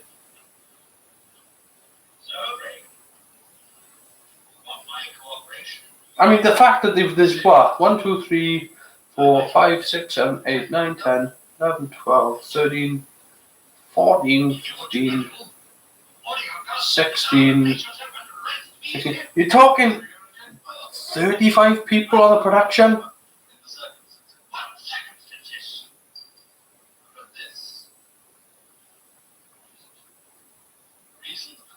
An egg whisk.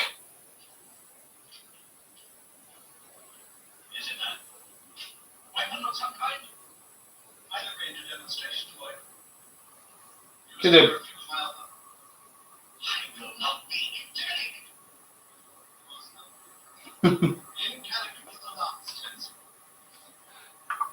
Till I lost. Yeah, there we go. So I'm coming. Reagan, the Reagan.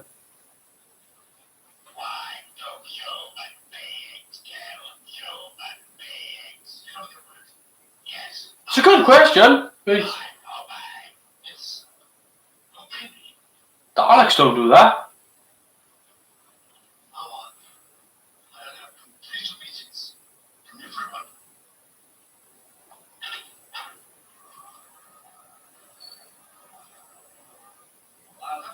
And then again, that's another good question by the Daleks. You know, why do humans kill humans? And Daleks these days don't ever question.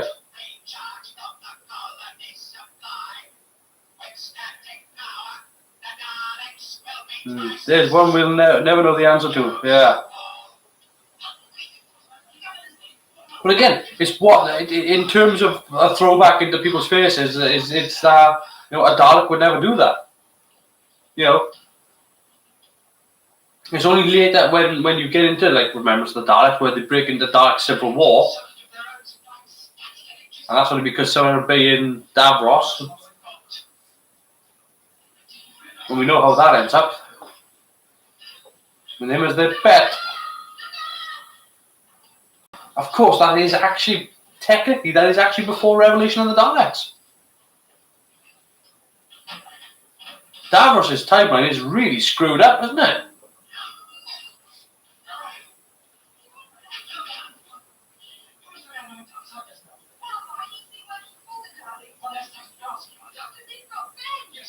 Because technically, then Revelation of the Daleks would actually be after the Peter Capaldi episode.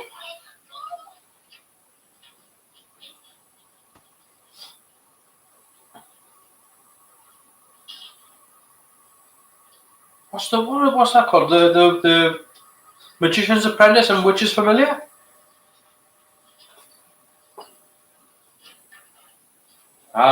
No, you're screwed. There's a sparrow through the lock.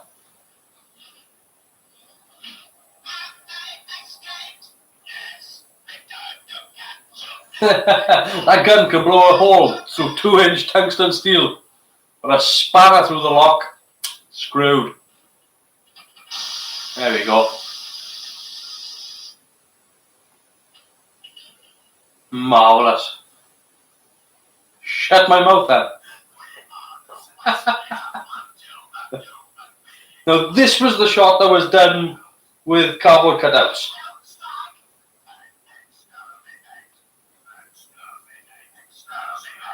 See, it's really difficult to pull this apart on terms of plot, because normally if you say, well, why don't you do this, they don't normally end up doing it.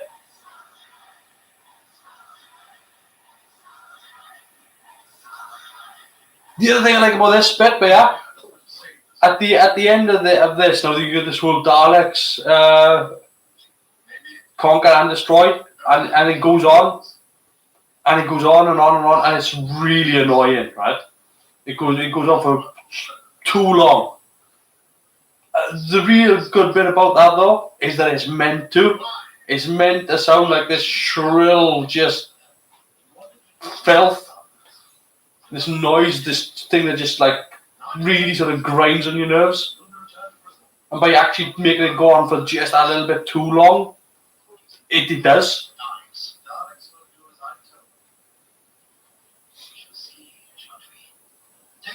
Yeah, Doctor's not having any of it. And again, he's gone. Patrick Troughton now has gone from being somebody who was talking about the Doctor in the third person. We know what, 5 episodes in, and he is the Doctor firmly. Ben and Polly by it. Ben and Polly were looking at it from the audience point of view, and they are now on board with the fact that he is the Doctor. There we go. And this is the part where they were just literally going around the set and round and back in the other side. They were literally, as they were going off camera, people were grabbing them and just slinging them back round.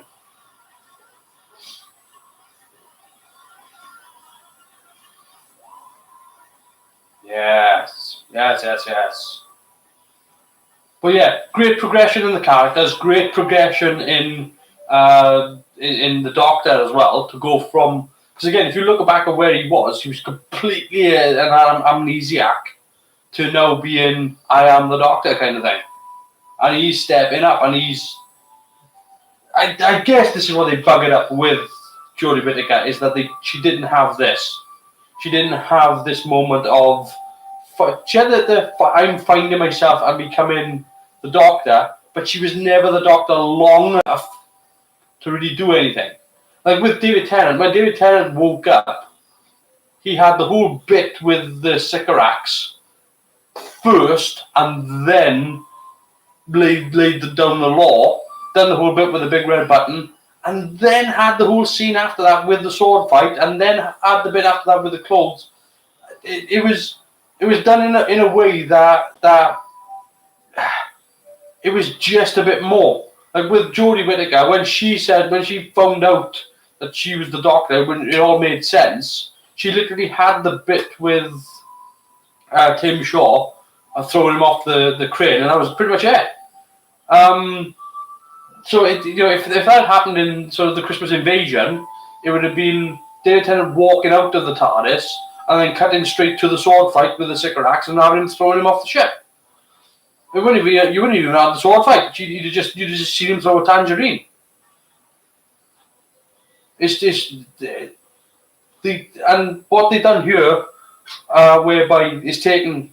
This is a 6-episode story, episode 6, and it's a 6-episode story to build the audience's faith in Patrick Troughton as the Doctor.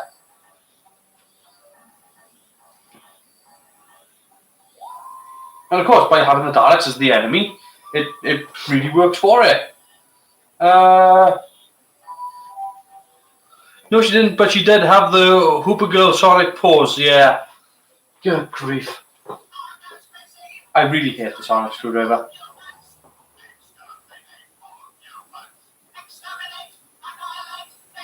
It used to be a thing it used to be a scientific tool, and now it's. I blame Harry Potter, but you got to execute some sort of restraint. The episode that really pissed me off with the Sonic Screwdriver was the episode Flatline, because the second Peter Capaldi stepped out of that TARDIS and blew everybody back to a different dimension with it, and I was done. I was just like, that's way too. But what do you even need the TARDIS for? You could just Sonic yourself to a different planet. Just a bucket of shit. It used to be used for removing screws. Remember that?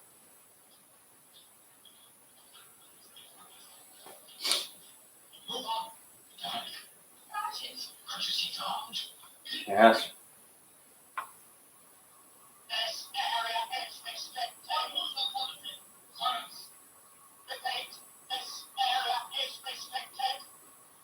Let's not even mention the Sonic sunglasses. Oh, I like the Peter Capaldi's explanation for the Sonic sunglasses.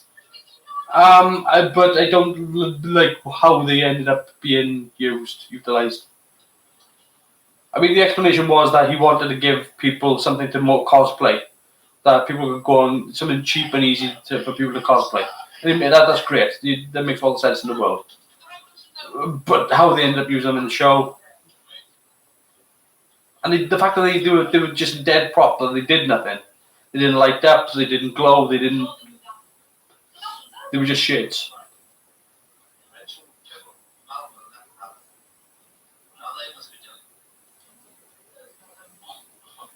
Yes, they were.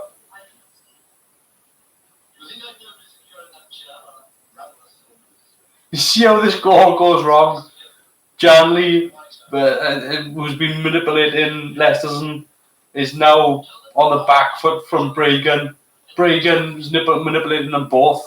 Brilliant stuff. Awesome stuff. Never comes down to one person. It's a conglomeration of things going tits up.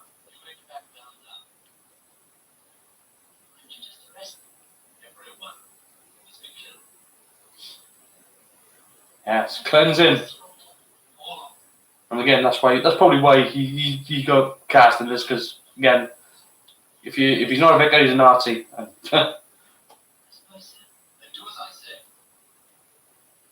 Can.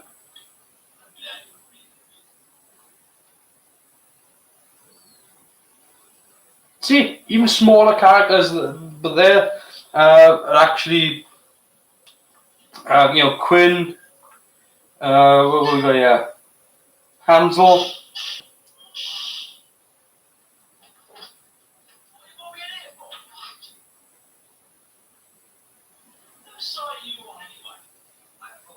Balmer. Is Balmer listed?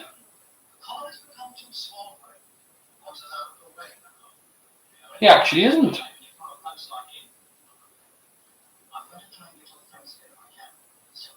It's a bit odd, isn't it?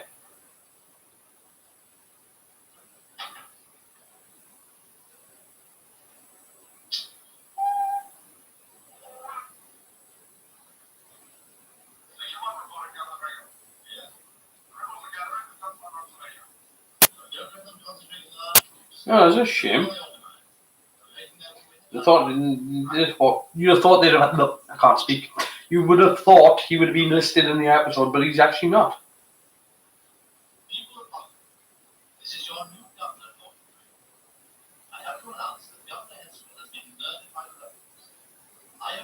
You rebels, God.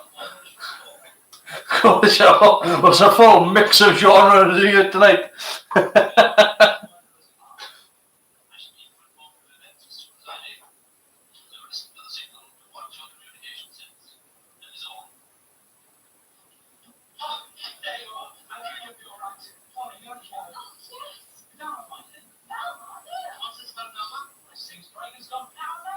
Yep.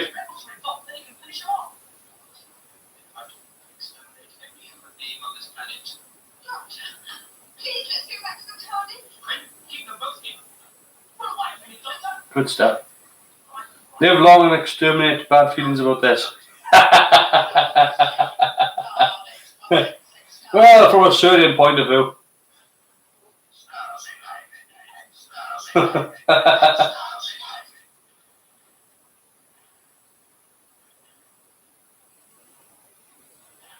Again, I would have done an extra colony shot, like for there now where they're focusing on the window.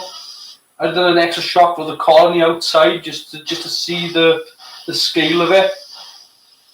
And again, given that it's animation as well, they could have had lots of Daleks outside the city as well.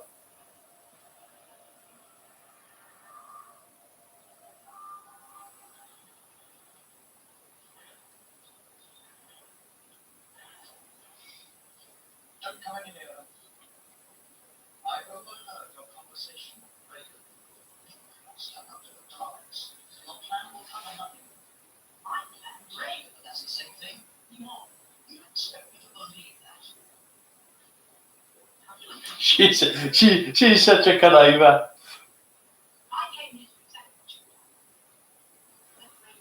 She just doesn't want to take responsibility for absolutely anything that's gone wrong.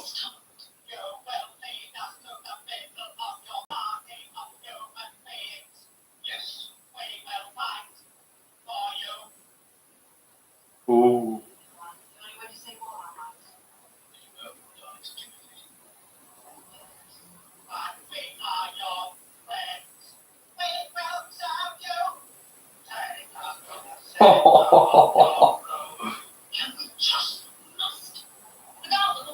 It's so good, the fact that the Daleks are working this way. I love it. I genuinely love it. It's so... It surprisingly, it's fresh. It's an episode from 1966 and it is fresh. These Daleks are trying to manipulate people instead of just outright killing them on sight. They actually got a point. They've actually got a method to the madness.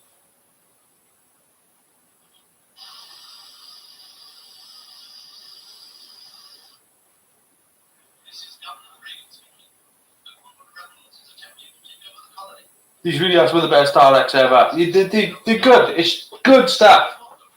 Solid stuff. They're not just all about surviving. They recreated, repopulated themselves, but they questioning what the hell these people are doing, just so they can further their own motives and use these people. These people don't even know they're being used.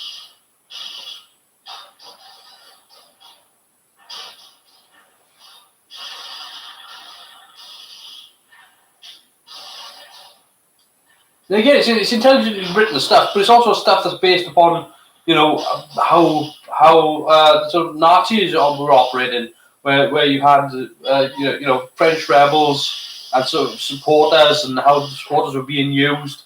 They weren't just the Nazis were just killing everything in their path. They were trying to conquer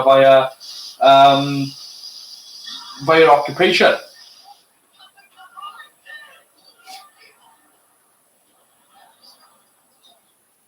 So the people that were sympathisers then ended up getting manipulated. It's very similar. So they actually got a bit more complexity to the story from that aspect of it. Whereas these days now it's Dalek show up on site to kill.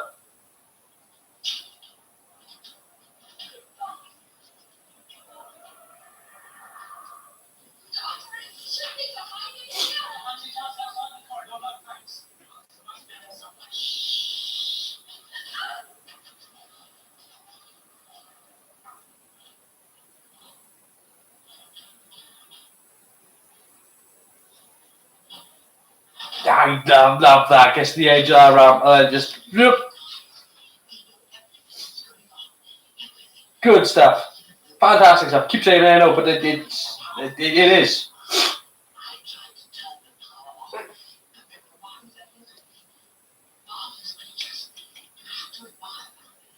Just think what's been lost with not being able to see Lesterson's live action performance. They're as mad as a box of frogs.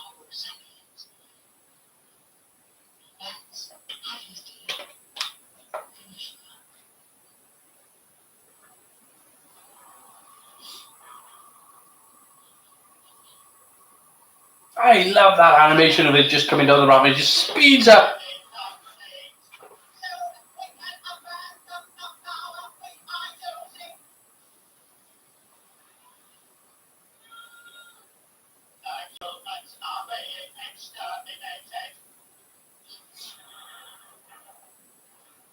Yes, they are.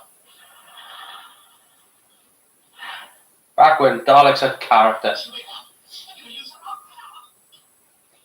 Yeah, see? They're using their own power against them.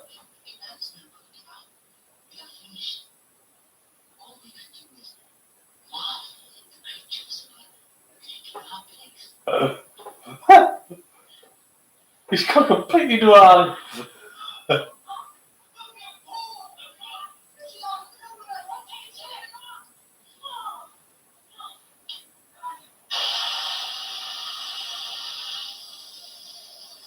And the villain gets their comeuppance and not swans off like they have done for the past season. Comeuppance! No, comeuppance for you!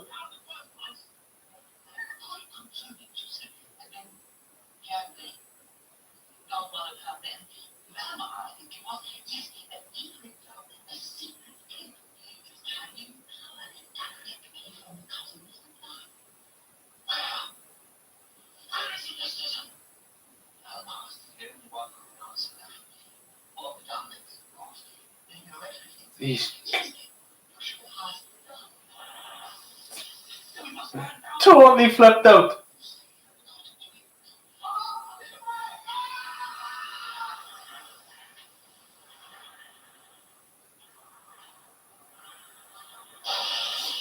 Like he's almost a pantomime villain. You know that sort of, because he's so broad and over the top.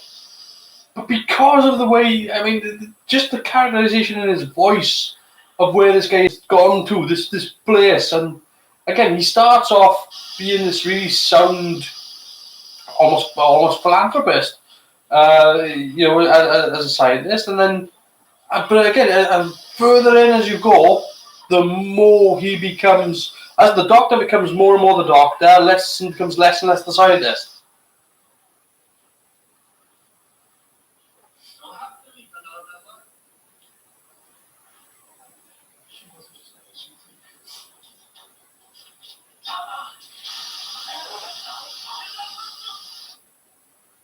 Everybody's dying. Lots of death. Lots.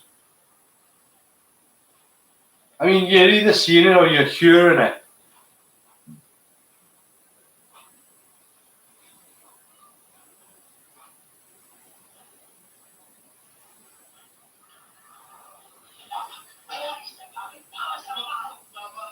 I hear the classic bullet ricochet. It's a complete story. Again, there's a lot of death in this episode. A lot. I know. It's emotion. But it can start. I mean, you're hearing most of it because obviously they didn't have the cast. Section 1. Visual report. I'm there, Section 1. Section 2. You will die. Section 2. Section 3. Oh, why don't they answer? Everybody's dead, Dave. Everybody is dead. Everybody is dead, Dave.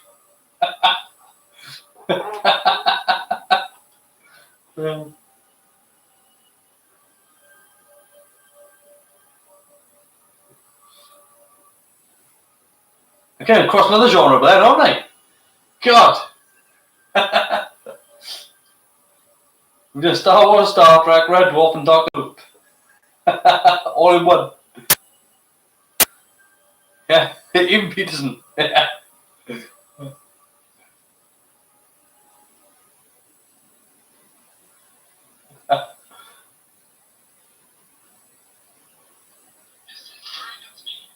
speaking to the Daleks. Daleks, listen to me. I am the governor. You must work for me. Do not trust the rebels. I will give you whatever you want, but immobilize your guns. This is the governor speaking. He's no sergeant of the Daleks. The panic, the level of panic with everybody being dead. They've either lost the plot, gone over the edge, or they're dead. It's such a good. I believe this is the bit whereby Lesterson tries to stop hiding from the Daleks. Because he's just given up. He's just like a.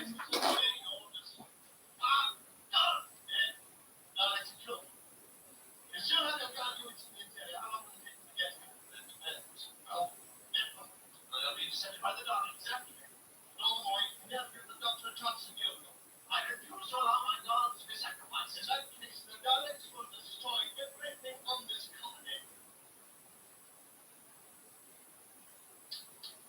Trying to rationalise it out. Is it pregnancy? All you need to report immediately to the government. I wonder if this episode is actually based on a story. I'm just curious.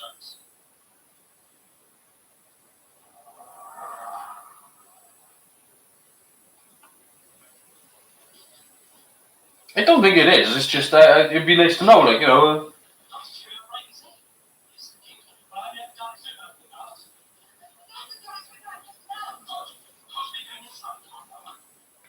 So this plot.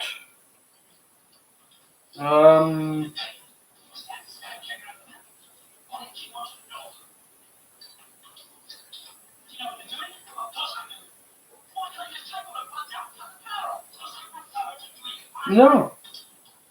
By the looks of it, no. It's just an original plot. It's just, it seems so. Maybe it's just because I'm impressed by the level of writing of how the episode's been put together, the story, and how the complexities of the story, and all the characters. It's just, it would seem like it's one of those things that only happens if it was based on a sort of a previous story.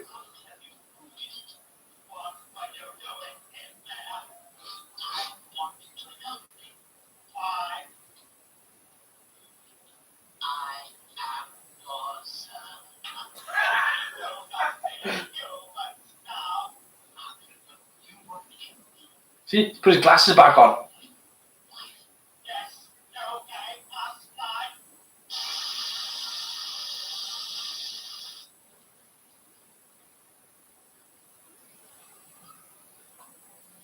No, he's dead.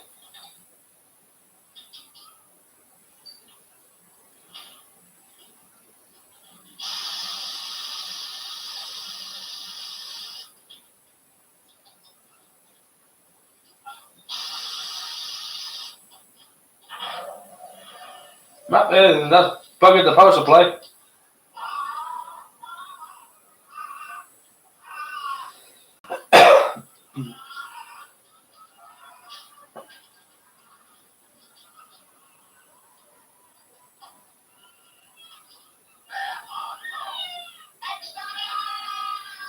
No, it just says writer David Whittaker. Yeah, and they all start going kaboom because that's what happens.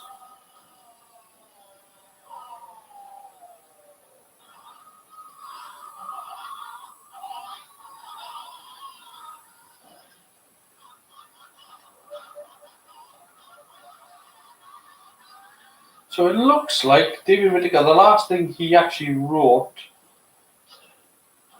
this, aside from this, obviously, was Doctor Who The Crusade from 1999, which is a video. I've never heard of it.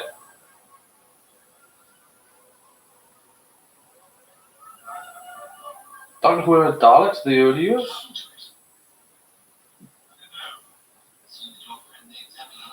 He wrote Ambassadors of Death.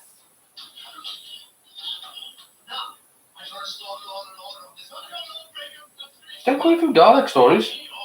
Doctor Who and the Daleks. Dalek Invasion of Earth.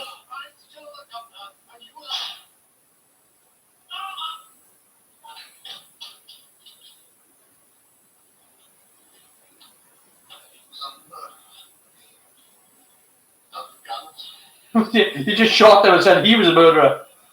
The irony.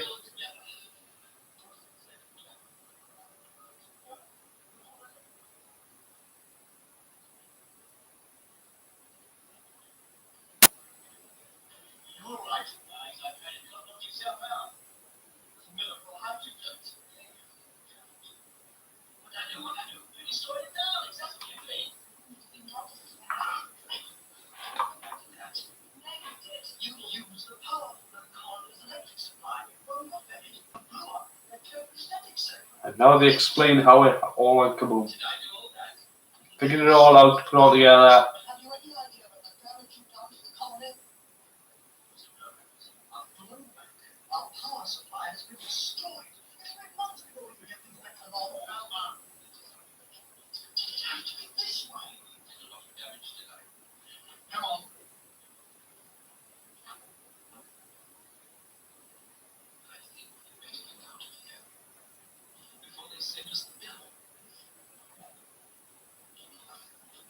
Yeah, wreck the place.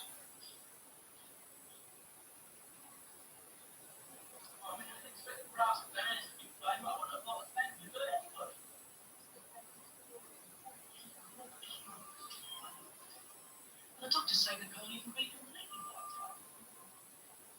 He's telling all about what they listen. Mind you, it wasn't very convincing when he was trying to explain it to downright women. No, it wasn't, was it? Don't you know what you're doing?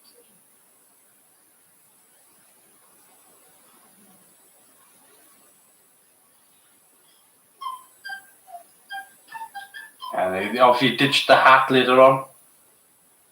In fact, I think they lose the hat by the next episode.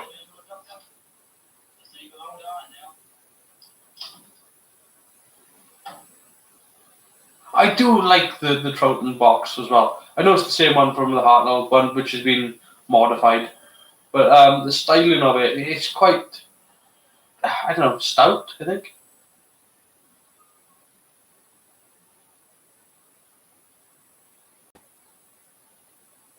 And the ice dog moves. Because why not? Brilliant. Absolutely loved that. Loved it. So that's Power of the Daleks. Job done. Again, cracking Daleks, absolutely cracking. Full of character, full of story. I mean, David Whittaker, fair play to him. He can write complexities. He can weave a good story, tell a good yarn. And again, that's why Troughton's my favourite Doctor as well, because he is putting in a layered performance all the time, and his performance comes from his experience as a character actor from all his previous jobs, and he just gets better and better and better. And the more I see Patrick Troughton, the more he impresses me as the Doctor. But again, it's worth watching Enemy of the World just to see just how good the guy is. It just blows your socks off. I mean, I know there are people out there that are kind of like sort of, oh yeah, but his performance in Enemy of the World is a little bit racist. No, it's not. Good grief, he's playing a Spanish person, so he gives himself a little bit of a tan. You know, he's not even saying that he is even Hispanic. You know what I mean? It's crazy what people say today. That you can't wear makeup to play a character. I mean, one of the most ridiculous things to say. But we go, fantastic story. It is a fantastic story. It is a fantastic story. Again, it's probably one of the best Dalek stories. Mainly because, like, I think Genesis of the Daleks is still probably the best one, but they have Davros to bounce off. And it's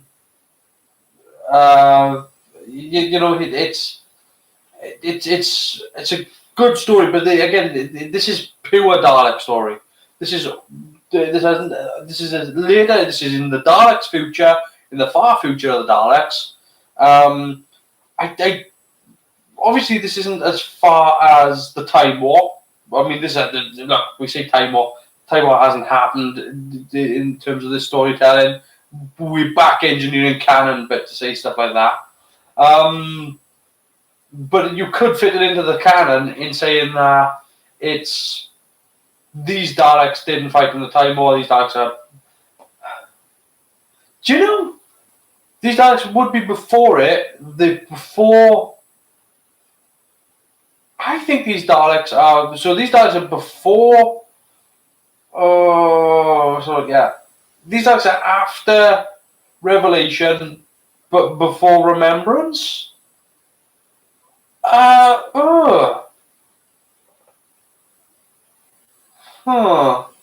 they definitely obviously before Daleks, or they're before Time War. So it's again piecing together the timeline because they can show up anywhere. Is a tricky thing. But these are 200 years after the fall of 200 years after the fall of Skaro will be after Remembrance. Good grief. So this after Remembrance of the Daleks, but before Revelation. Oh, my head hurts. So yeah. It's not like he blacks up. These people are sort of people who say Andrew Sachs was a racist performance. And it's twisty, turny timeline. It is. It's all over the place. But you can't. I think when they pick a Dalek story and they say right, it's the far future or whatever. But I mean, these ones here in particular, somebody somewhere must have written something down to say, this happens here at this point.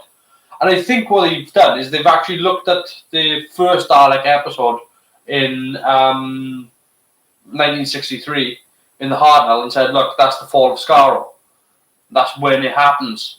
Because it seems to me that that's where they've actually labelled it. Because in Remembrance of the Daleks is set in 1963.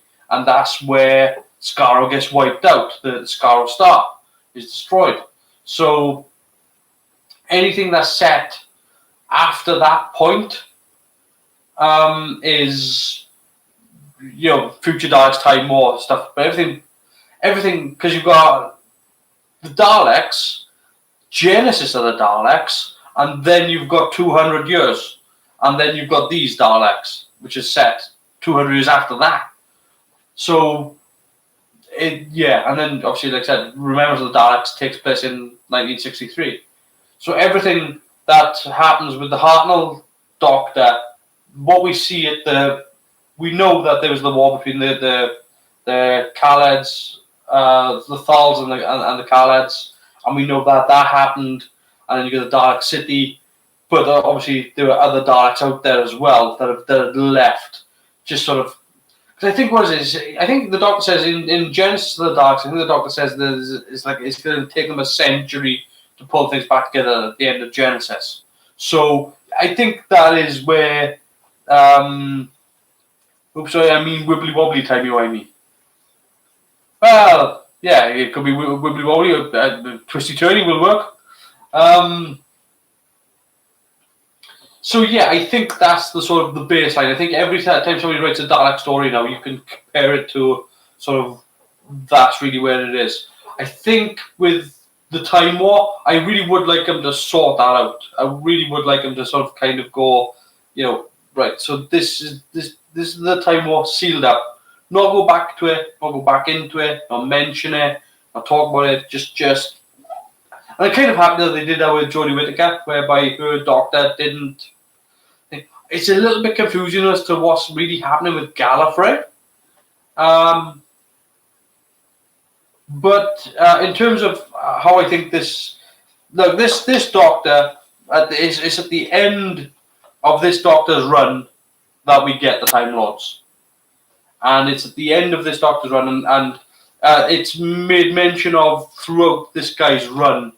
The reason why he left and the planet that he leaves, and he doesn't actually name the planet.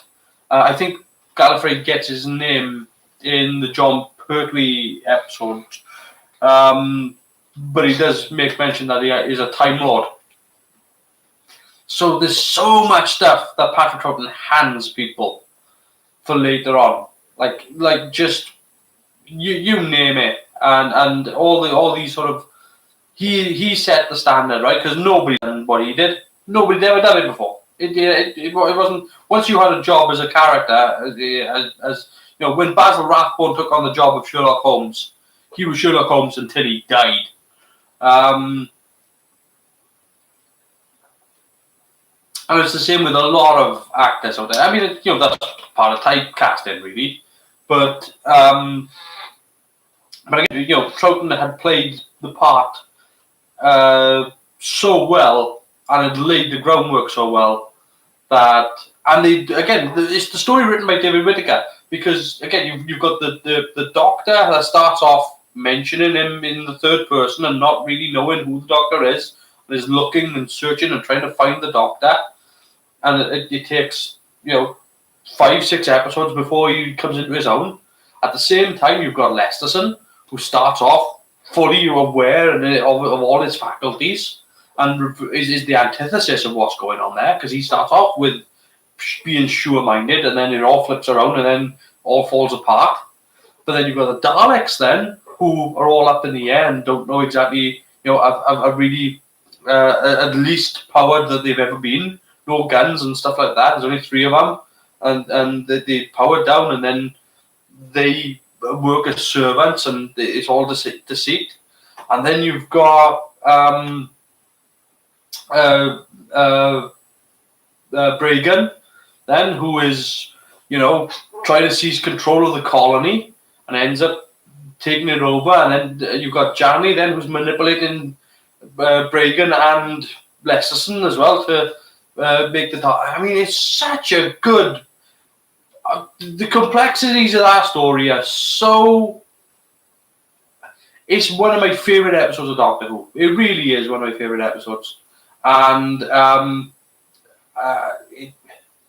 I wish people who were going to write Doctor Who stories, particularly Dalek ones, not even Dalek ones, actually, let's strike that. I wish people who were making Doctor Who these days would watch episodes like this to get a full understanding of how it is that you can write these characters, have them be clones, have them be copies, and yet still have individuality.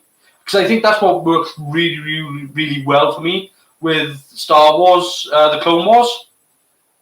When you were able to have those characters, the character of Dex and Fives and all these they're all played by one actor, and they're all they're all clones of each other, but because they are individuals and they've all had different experiences, these different experiences have led to them developing different personalities, slightly different personalities, and it's good complex storytelling, and that's what I love with the Clone Wars, and that's why I love these Daleks. That's why I like these Daleks more than others, because these ones are, firing on all cylinders. They're clever, they're intelligent. It's written down as well in the story that they can show you how to build computers. They develop in their own Daleks. The Daleks building Daleks. And these days, of course, they just show up and just zap. Not that there's anything wrong with seeing a lot of death on screen from a Dalek, but these are just something a little bit more. There's more to them, and there's more to their motivation than just kill. And the fact that even in this episode where you got that Dalek questioning, like, no, I don't understand why humans kill humans. And it's like, well, we can't really explain that. It's like, well, good stuff. Good stuff. What? Not Benro Crumble Stitch. For me, I'm afraid. Oh, you mean Benedict Cumberbatch, you mean? Yeah. I don't mind Benedict Cumberbatch as Sherlock. I think he was. I mean, at the time, what a bad position to be in, because at the time when he was being cast as Sherlock, Matt Smith was being cast as the Doctor. And I think you could have flipped that around either way. I think you could have switched, and Benedict could have been the Doctor, and Matt could have been Sherlock, and it would have worked just as well. But yeah, to see this thing in the animation that they done, the animators and everybody who worked on this, they all deserve all the credit in the world for restoring that and putting that out there and giving us the power of the Daleks, which means that we now have every Doctor's regeneration story, which is great. Which leads me to what I'm about to say next, which is that next week is going to be Spearhead from Space, and John Pertwee takes over following the demise of the second Doctor, who was forced into exile by the Time Lords and is forced to live on Earth amongst humans. And I mean, that's what the other thing that Troughton did well, was to sell the fear of the Time Lords, his fear of his people, and there was still that mystique about the Time Lords. And when you saw them before, just the episode War gives Spearhead from Space, that bit in between where he regenerates, his fear of them and this distance between him and them, and they have this. I mean, if I remember rightly, it was like pretty much a blacked out studio with all blacked out curtains. They were wearing these long sort of robes, and then it was a case of they were sort of up looking down on him. And you didn't know what the Time Lords were, you just knew they were powerful. So yeah, next time now is Spearhead from Space. So hopefully that'll be Sunday. Don't forget, I will be here Wednesday night, and I will try to set it up as a hangout so we can talk about stuff. It'll only probably be for about 30-40 minutes on Wednesday. We'll see how the first one goes. And yeah, you should probably start with the end of that episode. Well, I mean, it's literally sort of just Patrick Troughton and some VFX with him sort of just pulling faces as he goes through this sort of swirly kind of thing.